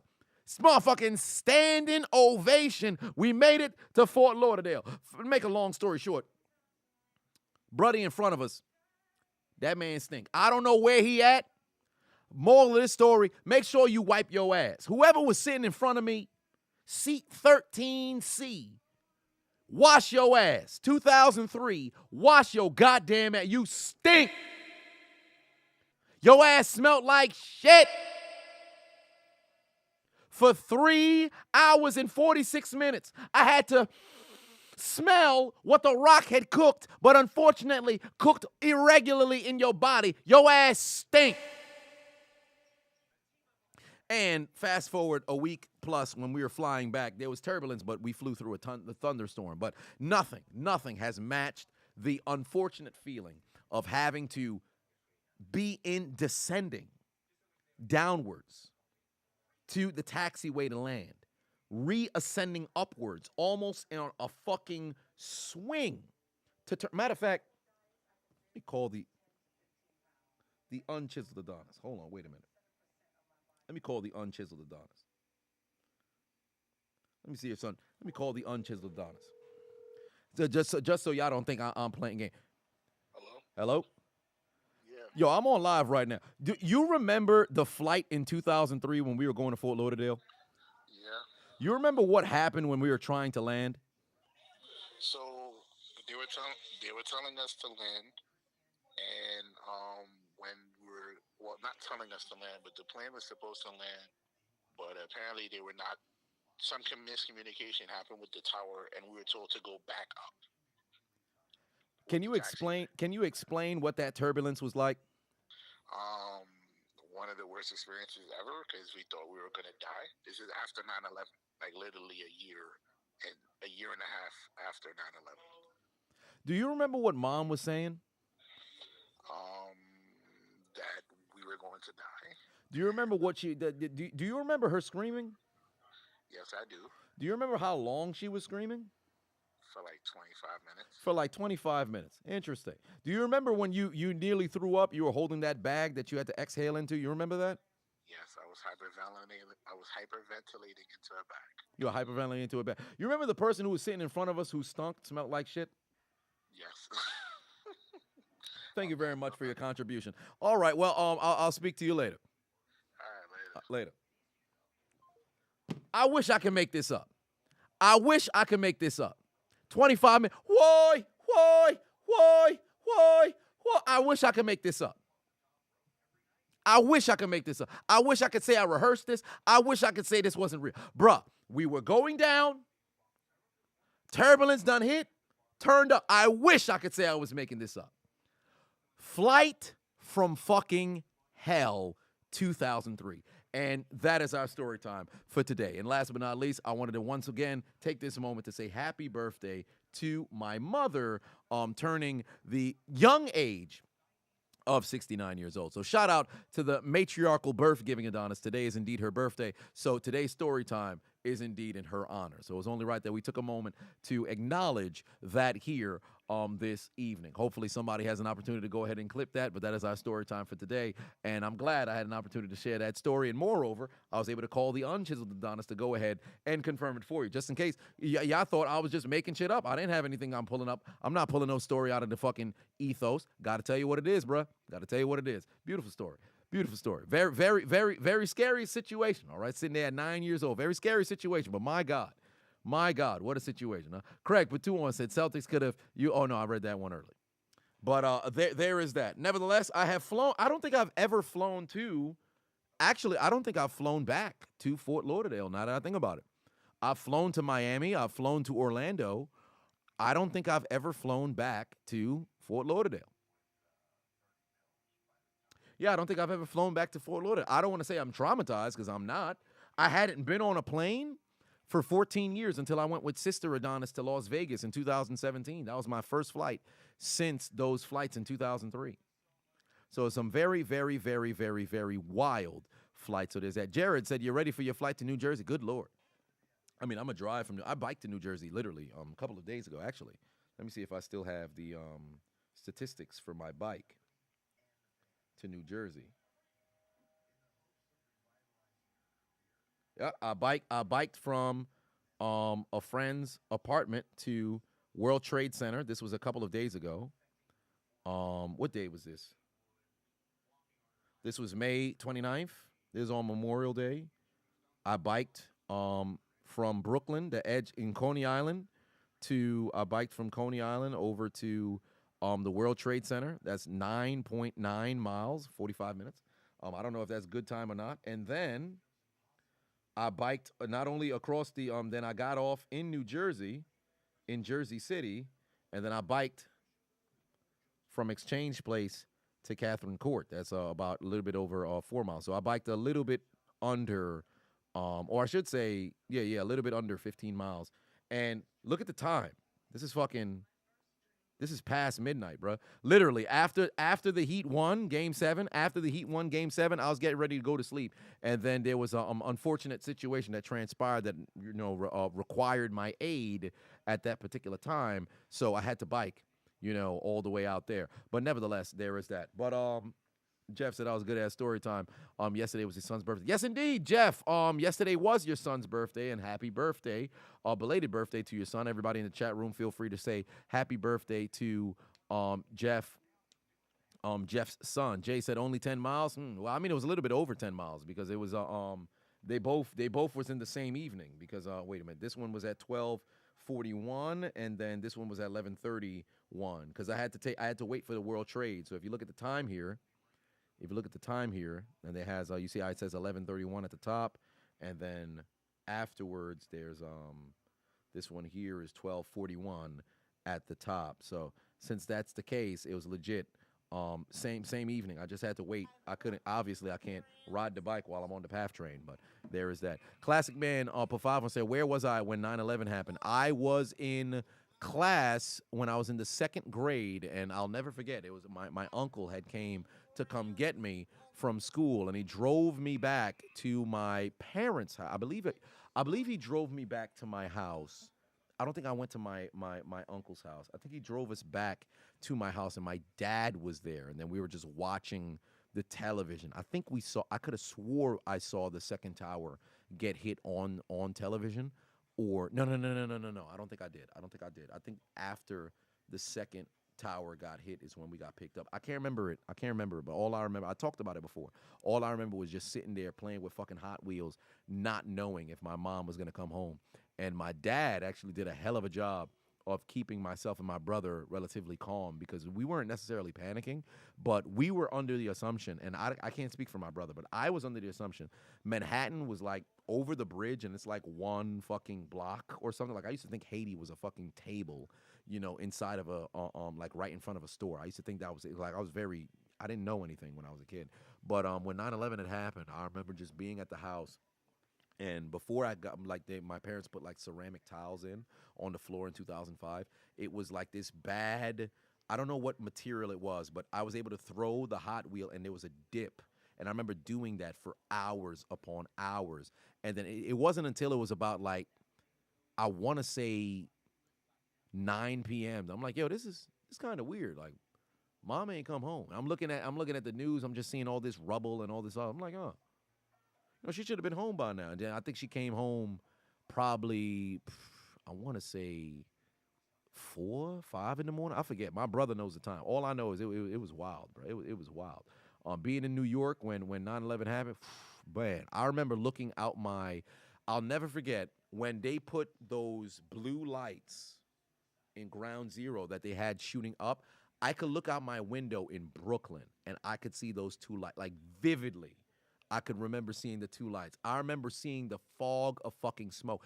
If y'all played Ocarina of Time, Zelda Ocarina of Time, and you remember like Death Mountain that you could see in the distance whenever you go to Kakaroko Village or you're running through Hyrule Field and you see the smog of smoke that's around the mountain. Just imagine looking into the sky and you can see smoke in the distance. You could it was crazy, bro. It was absolutely wild. Yeah, wild times. Toretto Pafavon said, cherish the time you have with your mom. You lost yours January of 22. She was 60, cervical cancer. Took a damn, man. My condolences, dog. We've had a number of people who ended up losing some family members, losing some parents up in the chat room. I remember last year, Neo Gohan X, he had dealt with his mother passing as well. So Toretto, my condolences, man. Stay strong. I hope you've been able to, keep her memory alive in the way that you navigate through your life and everything. And yeah, man, this is one of the things. Like I've talked about it before. Myself and my mom, we haven't had the greatest of great relationships. Because me being younger, a certain sort of being a kid, there's certain things that you kind of have an expectation, with your parents or whatever the case was. And I went. Mind you, we live in the same house. I went 2.5 years. I didn't say a word to this woman.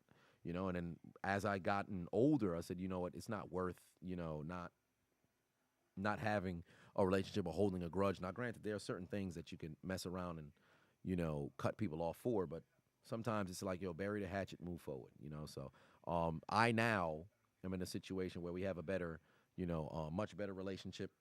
And I cherish those relationships. So there is that, but it's not always easy. Like a lot of times when you look in hindsight, of course, you're like, man, I wish things were different. It starts with you. So you got to make that decision on your own. Like, hey man, listen, I'm gonna move forward because ultimately we're all operating on borrowed time. But it's not easy when you're going through it. Sierra said you're dealing with it right now with your mom. You're working on it. Hey, listen, there's no timeline to get it done. You got to do what you got to do. But ultimately, do what's best for you. But then consider what you would say to yourself like 15, 20 years down the line. Is the situations that you're going through right now, is it worth, the emotional headspace or whatever the case may be? And sometimes you got to suck up your pride and just, roll with the punches. So there is that. But nevertheless, once more, my condolences, brother, and to everybody else who had lost, their parents and everything. There's that. Jay said, "How I live with my mom and not talk to her for 2 years." Fam, listen, I could be a cold, calculated motherfucker. Like the unchiseled Adonis can tell you, 2015, January until November, when I bought my car, I didn't speak to the unchiseled Adonis. We lived in the same fucking car. We lived in the same car. We lived in the same. We lived in the same crib. We stayed in the same room. We didn't talk for 11 months. Not a word for 11 months. I could be a cold, sadistic motherfucker. I can't. It's in me. It's there, pause. But it be like that. James said your dad has prostate cancer. Damn, that's rough, bro. I'm sorry to hear that. Todd said you got your life together December 2018, and your mom passed on December 3rd, 2020. It's tough, but you're getting through it. Hey man, listen, it's nothing's easy, and never feel as if you're alone. I know we just had a very cool story time and everything, but ultimately, above all else, this is what I do for, and what I really enjoy about the live streams, where we could come together and really talk about things, vulnerable situations and stuff of that nature. It's very tough. It's very tough when you deal with loss. It's very tough when you deal with pain, trauma, whatever the case is. But you always gotta look at it like, hey man, listen, I'm going through it. How can I get through it? And you have to find individuals who you can lean on and help, create perspective so that you can grow through that and understand that trouble never lasts always. It may feel as if it does, but life is a roller coaster. So you may be down. And here's the thing that nobody tells you. They'll say, hey, life is a roller coaster. What they never tell you is when you're on that downswing or you're at that bottom, you never know how long you'll fucking be there. That's what sucks. That's what sucks because it's unknown. Like, what if I told you that, hey, you're going to have your uptick, but it's going to be in 5 years? You're like, oh, wow. So if I told you ahead of time that it's going to be 5 years of you being the bottom, you're like, oh, wow, great. But while you're going through that fucking 5 years at the bottom, it's going to fucking suck. Moreover, nobody's actually there to tell you because we don't live our life in hindsight. So with that being the case, you'll find yourself in a situation where you're going through shit and you're like, what the fuck? This is craziness. But you got to have the headspace and understanding of, hey man, travel doesn't last always. We fixing to go pull ourselves up out of here. So all I can do is send positive encouragement and tell you to fight through whatever it is that you're fighting through. Jared said, when you got ice in your veins, it's easy to ignore negativity. Correct. I mean, I've always stated, I'm self-motivated kind of individual. Like, I don't need nobody to tell me, hey, you can do something. I'm still fixing to go out there and do it one way or another. Because when I was growing up and I was watching anime or whatever the hell it was that I was watching, I always envisioned the motherfucker who kept trying, never quit, right? But I've still had my dark days and things of that nature. But one way or another, I've always looked at it like, hey, man, listen, as long as I got, air in my lungs and I'm capable of having, rational thought, or I should say I'm able to formulate thoughts and things of that nature, I have an opportunity to win, today, tomorrow, yesterday, whatever the case may be. So I always try my best to, pull myself out of whatever the fuck it is that I'm in, man. Dave said, how do you deal with a family member that doesn't want you to leave the nest, so to speak? Like, they always expect you to be around. With somebody like that, you got to be real with them. You got to have a conversation with them. Like right now, like my parents, ultimately, I don't envision a circumstance where I'll stay, here forever. But I'm pretty sure they don't want a situation, with me leaving. But I recognize I'm the glue of my family. Although, my brother and my mom, my dad, whatever the case is, I recognize I'm the glue. And I'm making sure that I tie up as much loose ends, because ultimately when I decide, hey, I want to go and start my own family, create my own, foundation for what I want the future to look like, I don't want to have a situation where I got to look behind me and not deal with all the problems. Like, that's one of the reasons why I have such a future, or I should say a foresight for the future in everything that I do. I don't look at anything in the short term. I look at it in the long term. So I'm thinking 5 years, 10 years down the line, what is that stuff going to look like? So let me tie up as much loose ends now, so when the problems do come, I'm prepared for them. Like, this sounds ominous as fuck. It's going to sound crazy. I've prepared myself for every single person close to me death. Every single person. I've prepared myself for years. I prepared myself for my father's untimely passing. I prepared myself for my mother's untimely passing. I prepared myself for the unchiseled Adonis untimely passing. There was one person, and this was unknown Adonis, one person who I had never fathomed I would be living life in him not being here. And when he had the dialysis, kidney failure, all this other stuff, and then they walked me into a room when he had said he wasn't going to do dialysis anymore, and we was on day 24. I vividly remember this. I can't remember the date, but I vividly remember this. I'm sitting there, and the nurse walks me into a room. He's getting evaluated in different rooms. She's like, hey, so listen, if he has to go to dialysis, legitimately, if he doesn't go to dialysis in 2 weeks, he will die. And I'm sitting there like, what? Wait a minute, what's going on here? And I got to, so I had to prepare myself, and this sounds crazy, but I had to mentally prepare myself to choke out pretty much my brother. Like we kids since fucking diapers, like legit first friend since we were like probably like he was a year. I think I was like 6 months to get this man to the hospital. And the morning that I was driving to go over there to go and perform this unfortunate act to my brother, he actually made the mental decision to say he's going to go to the hospital. And still, till this day, we're still waiting on a kidney to get approved for a kidney transplant or whatever, but his blood pressure is all over the place. But I had to, and it took 2 years, but I think I've gotten to the point now where I've prepared myself for his untimely passing. And we had dreams of what the future would look like and our children hanging out and doing all this stuff. But, sometimes life don't work like that, man. Shit's tough. Ted said you tried to take yourself out when your mama died. You suffer from depression. Hey, man, listen. This shit ain't easy, man. Life tough. Life is tough. Larry said, first time catching a story time. Appreciate me sharing my experiences and words of encouragement. Hey, man, listen, this is what we really do it for. Like, ultimately, I want to put laughs out there. People can have an opportunity to laugh, enjoy content, whatever the case is, form as some form of distraction from real life. But ultimately, this is what I want to get to. And I recognize when you're first starting and you're at the bottom, nobody really wants to listen to you until you have some form of prominence or following or some sort of backing behind you to where now people look up to you, all that other shit. I don't give a fuck about none of this. What I care about is this right here. Being able to touch another human being, and we have these conversations where you feel as if there's an outlet, there's somebody who can speak to. Because a lot of times, even when you go to therapy, like you speak to somebody else, if they don't have that level of empathy and they can't share their own experiences to where you don't feel as if it's somewhat relatable, now you feel like, yo, I'm just putting money into a fucking abyss. This person's telling me all this other stuff, but do you really feel what it is that I'm saying? Like I'm not, I don't got anything against, therapy or whatever. I think everybody should, possibly go look into it if you can't seem to find somebody else to go and speak to. But sometimes if people feel like, damn, I'm damned if I do, I'm damned if I don't. Like, it don't matter who you try to fucking speak to. There's nobody who can listen or empathize and speak with you. So I know how difficult it can be, man. It's very difficult. It's very difficult. But you got to find ways to, go ahead and soldier through, because nothing prepares you for life. Nothing prepares you for life. WLP said, how do I mentally prepare for that?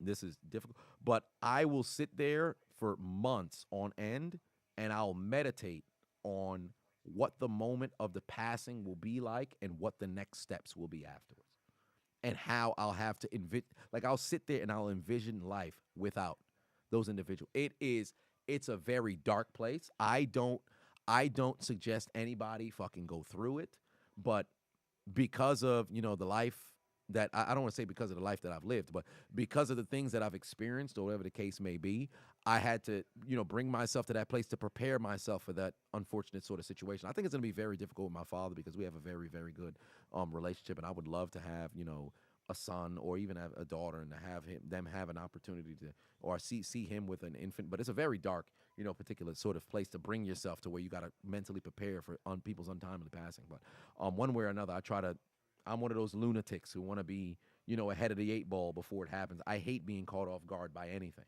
So there's a situation like that for me. Dave said that your aunt had breast cancer and didn't want to go to chemo anymore. I was young and didn't really understand death like I do now, but life moves on, man. It's shit. I had to watch my aunt, and I remember I did a tribute in one of my commentaries. I had to legit watch my aunt die slowly, dementia. I'll never forget. This was in 2017. I drove her and my uncle to the hospital, and they did an evaluation, and we were getting ready to leave the room, and she said to me, I don't know what's happening, But when I'm trying to think, it feels like something's blocking me. And I looked at it, and I remember my grandmother, she passed of she had Alzheimer's and everything, right? And I'll never forget, it was at that moment I said, "Oh, it's that time to go." And week after week, month after month, deteriorated like this. And I watched truly one of the smartest people I ever met, ever knew. Within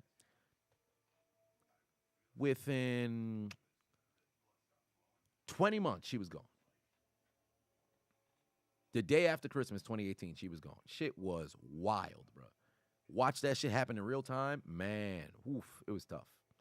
It was tough. And my mother was, still, that's like, that's your sister, right? So she was very, I don't want to say delusional about the situation, but she was holding out so much hope. And I'm watching her be like, you ever seen like that person who like you can't believe it? Like when you watch television shows, it's like, nah, man, nah, that's not real. Nah, they're gonna be all right. Nah, man, like the blindly optimistic, because I'm optimistic to a certain degree as well, right? Well, I am optimistic, but not blindly optimistic, right? And I'm just watching somebody have so much faith, but I know the inevitable. And I'll never forget, I called my brother, and I was filming Black and Brown films when I got the call for my brother. But 2 days prior, I told my brother, like, yo, you got to go to the hospital, because my brother hadn't seen her since she had gone to the hospital in like 6 months or whatever. And I told him, like, yo, you got to go because it's looking like it's about that time. They pulled up 2 days later, she was gone. If I never told my brother to go and my pops didn't go and bring my brother there, I'm pretty sure he would have held out all kinds of fucking resentment. It would have craziness, man. Tough. Todd said your dad survived prostate cancer, and then he told you in 2017, mentally, emotionally prepared for his passing. Man, tough, man. Tough. MP1 said your brother passed away a day after being born. You was only 6, and that was one of the saddest points in my life. My mother struggled so hard with depression after that. Fam, I don't know what the fuck. How the fuck one would feel like that, man. My aunt, the aunt who I was just talking about who passed, she gave birth to a stillborn. Was it her or my grandmother? I forget. I think it was my grandmother. I think when my aunt had the miscarriage, one or the other. Brutal. You talk about excitement. Oh, pain. It's tough. I remember my dad, and this is where, and I talked about it before, as it pertains to my old man, where when he got sick in 2007, still to this day, they never told me what he was sick with. I don't know why they keep withholding the information. Maybe they think, oh man, we don't want to put that kind of trauma. I'm old enough now. There's no reason. I'm 13 years old. I'll never forget. First day of school, he went to the hospital. I saw this man lose probably 70 pounds. He looked like stick and bone. Like you know what the Redeads look like in Zelda? The Redeads that jump on you and squeeze you, but whenever you murk them, they give you the magic potion. He looked like one of them things when he came out of the hospital. I was sitting there like, yo, I might just mess around and lose my pops. He fell into a coma for 12 minutes as me and my brother was coming up the stairs to go to the room. And then we saw my mom. She was like screaming, like, yo, he's gone. We see fucking, we see the nurses running into the room or whatever to go and revive him. They kind of helped us back from going to the room. And then he ended up coming back, but I didn't recognize what was going on until after the fact. Like that shit was wild, man. That shit was wild. A lot of people, it's difficult, man. Raven said that your older cousin passed away around Thanksgiving 3 years ago, leaving behind his 3-week-old daughter. Our family still hasn't recovered from this. Shit has me sick, bro. It's tough, man. That's fucking tough. DHB said lost both your grandparents the same day. Your mom was the only one who found them.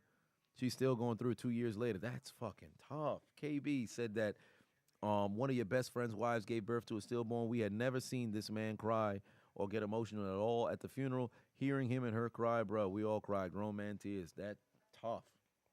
Tough. That's the unfortunate portion with loss, man, because nobody prepares you for it, especially when it comes out of nowhere. And it's so difficult to deal with because with death, ironically enough, on the Vice episode, they're now talking about Chris Candido's passing. But with death, it's the finality of it that's crazy. And that's one of the things about growing old that always like that's so difficult because it's like, yo, imagine you lived this long life and everybody who you came up with, they gone now. So now it's like, yo, you just around ghosts of those who was around you when you was coming up. It's so difficult, bro. I remember I had a high school teammate, shout out to Gene. He passed in 2018. And man, 23 years old. Suddenly, out of nowhere. I still don't know what happened. I don't know if it was a cancer, some sort of shit. We at the wake. I'm seeing all of my teammates. We did our pregame chant. Bruh, that right there, man,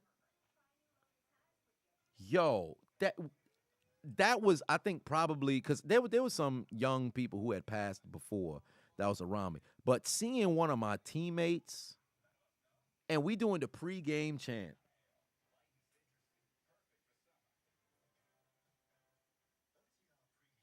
that shit was tough, man.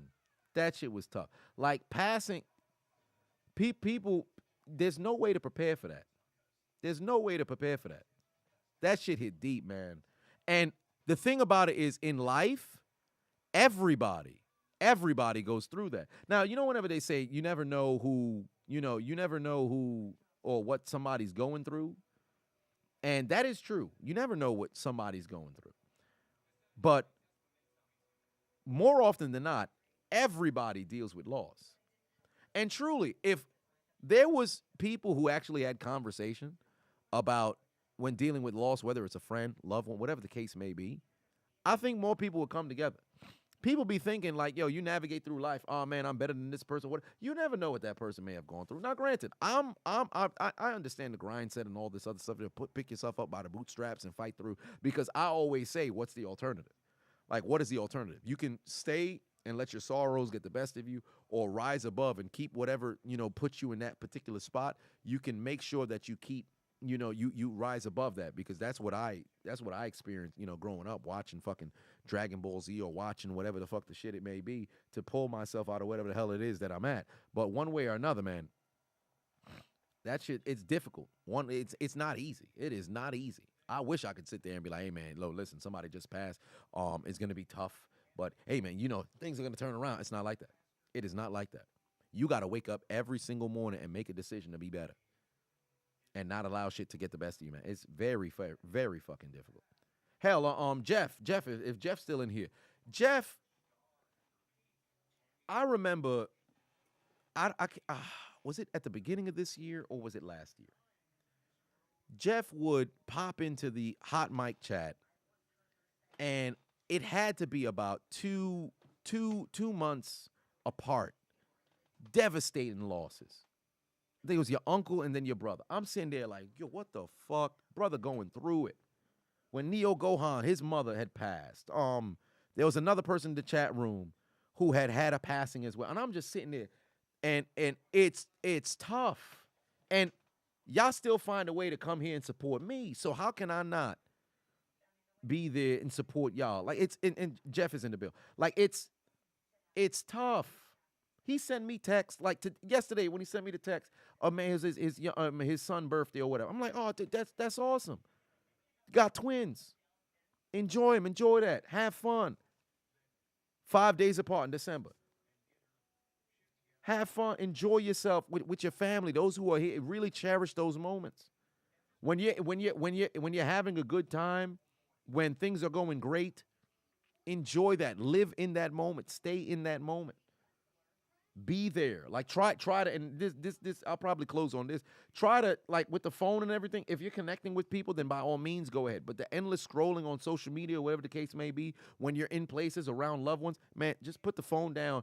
Enjoy the ambiance of where you at. Enjoy yourself around your loved ones, around your friends, around those who you admire, whatever the case is. Truly immerse yourself in those moments, because as the years pass you by, those are the things that you're gonna remember the most.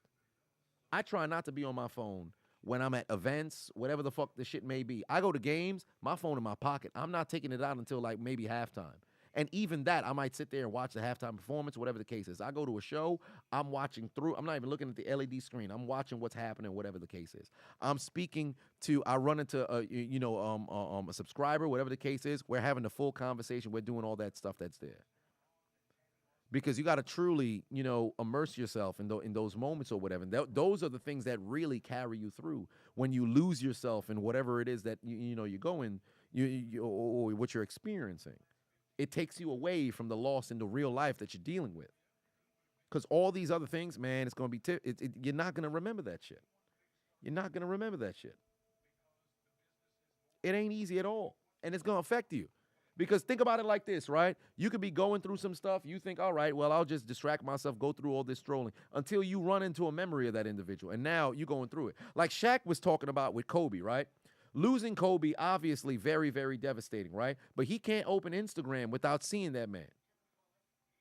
People sharing highlights, throwback photos or whatever. Granted, everybody's trying to, keep man's memory alive or whatever the case may be. And there's no problem with that. But the people who dealing with the loss, that feeling comes right back. Comes right back. Comes right back. So sometimes you got to disconnect. Sometimes you got to disconnect. It's tough, man. It's not easy. And communities like this or whatever the case may be, or having an opportunity to just chop it and have conversations about, life or whatever. This is truly what everything for me is all about. This is what it's all about for me. We got like 300 plus in here. Y'all stick around. The story time probably ended like 25 minutes ago, some shit like that. And we talking about real life right here, bro. Like this real life right here.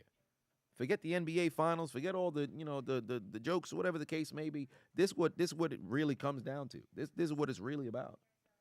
Being able to put people together who really going through some real shit, and we have an opportunity to really move forward. Because this is what real life is. This is what real life is. Forget the money. Forget the fame, the notoriety, the girls, the guys, whatever the case may be, whatever the thing may be, games, whatever it is.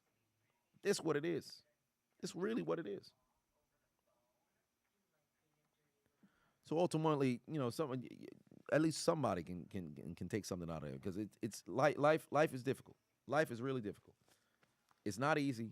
You have to fight through, and you have to find people who's willing to. There's no, I don't believe there's anything particularly called like unconditional love or whatever. But when you find people who have gone through situations, and everybody's gone through situations, they're vulnerable enough to find ways to fight through, and they're unyielding and unrelenting in finding a way to better themselves and make it through those situations. Those are the people that you got to be around. So there is that. Tony said, you thought the game started. No, the game's tomorrow. The game's tomorrow. Or I should say later today, because it is 12:01 right now. Stupid said, hey, Chisel, can you get more WWE video gameplay? Asking for a friend. Hashtag put Lana through a table. Perhaps.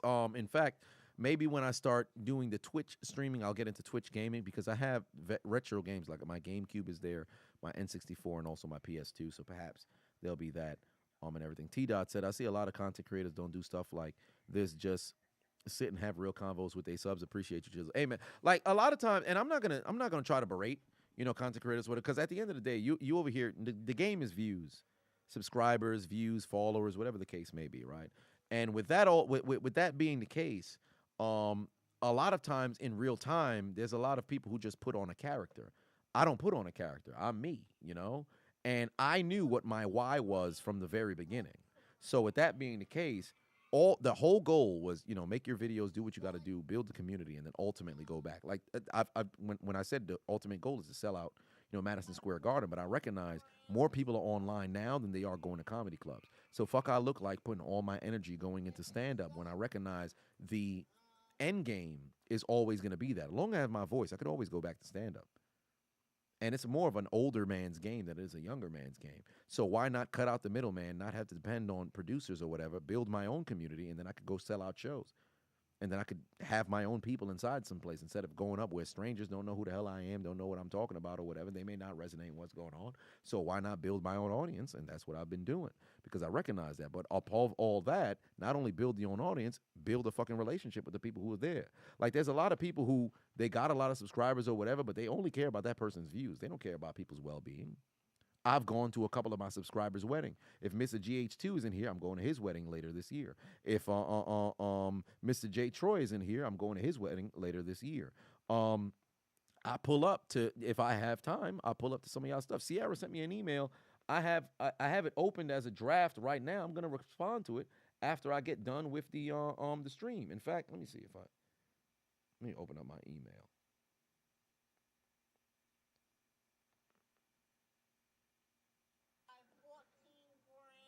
I got it open right here, and I'm gonna get to that once I get through the stream, because I enjoy talking to you guys. That's what really matters to me.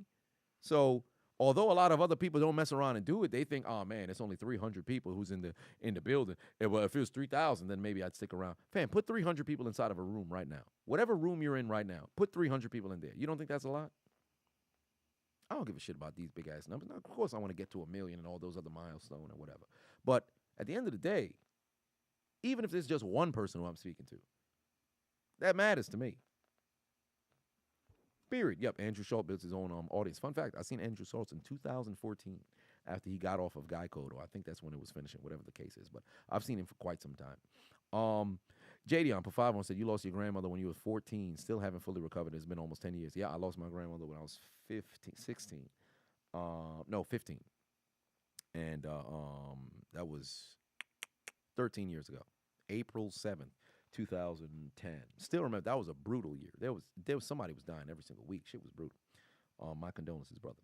Maurice Patuan said, real convos come first before everything else. Ain't that the fact? Jaden also said, you watch your mom lose her dad, aunt, brother, sisters, and husband in the span of 2 years. Don't know how she's been able to go this long. Hey, give her a doggone hug, man. And Para said, shout out to the Unchiseled Adonis. You're trying to lose 70 pounds. It ain't easy, but you're once you're used to being fatty, correct? And that, even that with the weight loss, right? And this is the one thing that I'm trying to instill in the Unchiseled Adonis. With the goal with the weight loss, it's not even like his goal was to lose 200 pounds. That's ludicrous, right? But the willingness to go for it, that's it. There's no shame in failing. There is no shame in failing, but there's no honor in not trying. And what I try to always tell people is, if you just put the same effort that you put into the excuses of why you refuse to try into actually trying, watch how far you would go. Now, granted, not everybody has to be an entrepreneur, entertainer, musician, athlete, whatever the case may be, right? Even if you work in regular particular job, all of those are still important. You can strive to be the best person that's there, because guess what? You can look yourself in the mirror at the end of the night and say, yo, man, listen, I was better than I was yesterday, because it's not about anybody else. It's about yourself. Let's just say you're an electrician or whatever. Granted, they get paid, whatever wages it may be. But if you push yourself, and you say, hey, I'm going to do this better, I'm going to do that. It's about you and you. So it's a matter of just telling yourself that you're capable. Like, legitimately, and I'll probably touch on this in one of the videos for the Unchiseled Adonis, but by the end of the year, the whole goal was to get him to understand, I believed that he was capable so much more than he believed that he's capable. Like, he's his number one hater, and he doesn't even recognize that he is.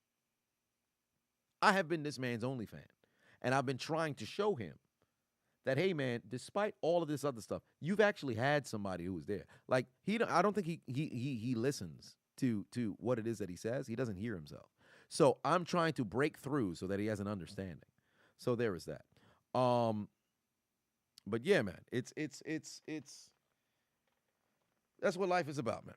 That's what life is about. But nevertheless, one way or another, before we get up out of here, we'll take ourselves a toast to everybody who's since fallen, those who are dealing with loss, those who have, dealt with loss, whatever the case may be, and moreover, for the prediction for, of course, tomorrow's game, or I should say later, this game, or whatever the case may be, but above all else, to those of us who are still here, still kicking, still living life, still trying to find ways to get through things, and rising above, whatever trials and tribulations that we are going through. As I stated before, trouble doesn't last always. Pain is interim. Pain isn't permanent. So with that being the case, understand that life is a roller coaster. You're going to have your ups, you're going to have your downs. But the problem is, or I should say what the solution is, when you are in your downs, have the foresight that there will be an up. When you're sitting inside of that cave, when you find yourself in that ditch, when you find yourself in that valley, and it feels as if there's no way out, have the foresight to say, oh no, there is a way out. There's a light at the end of the tunnel. I just got to find the doggone GPS, or I got to find the direction to get myself out of here. You, at the end of the day, you are capable. You all you need. Not to say that you don't need nobody else, but in order to pull yourself up out of there, you all you need. You just don't realize it yet. Sometimes it'll take somebody else. Sometimes it'll take, whether it's spirits, a spiritual sort of situation, whether it takes somebody else or some sort of real life experience to really take you out of whatever sort of headspace that you're in. But I need you to understand that you are capable. You go through loss. Everybody goes through loss. You go through pain. Everybody goes through pain. Not to disvalue or devalue, or I should say not to devalue or discount whatever experience it is that you had gone through, but understand that you are capable of pulling yourself out of whatever hole you happen to find yourself in. It's not easy. It takes time.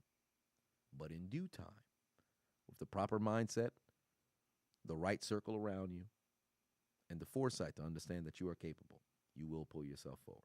And if you just so happen to not have anybody who happens to be there, on the daily, in a circle, who is there for you, I'm here for you. You can shoot me an email. We can speak. I'm always available to speak. Other individuals who just so happen to be in the chat room, we're available to speak as well. Because we're a community here. We're not just Hold My Nuggets Incorporated just to come over here and laugh. We're Hold My Nuggets Incorporated in order to hold each other up. So for that, cheers to all of you guys staying strong, fighting through, and rising above all problems that we got in our lives.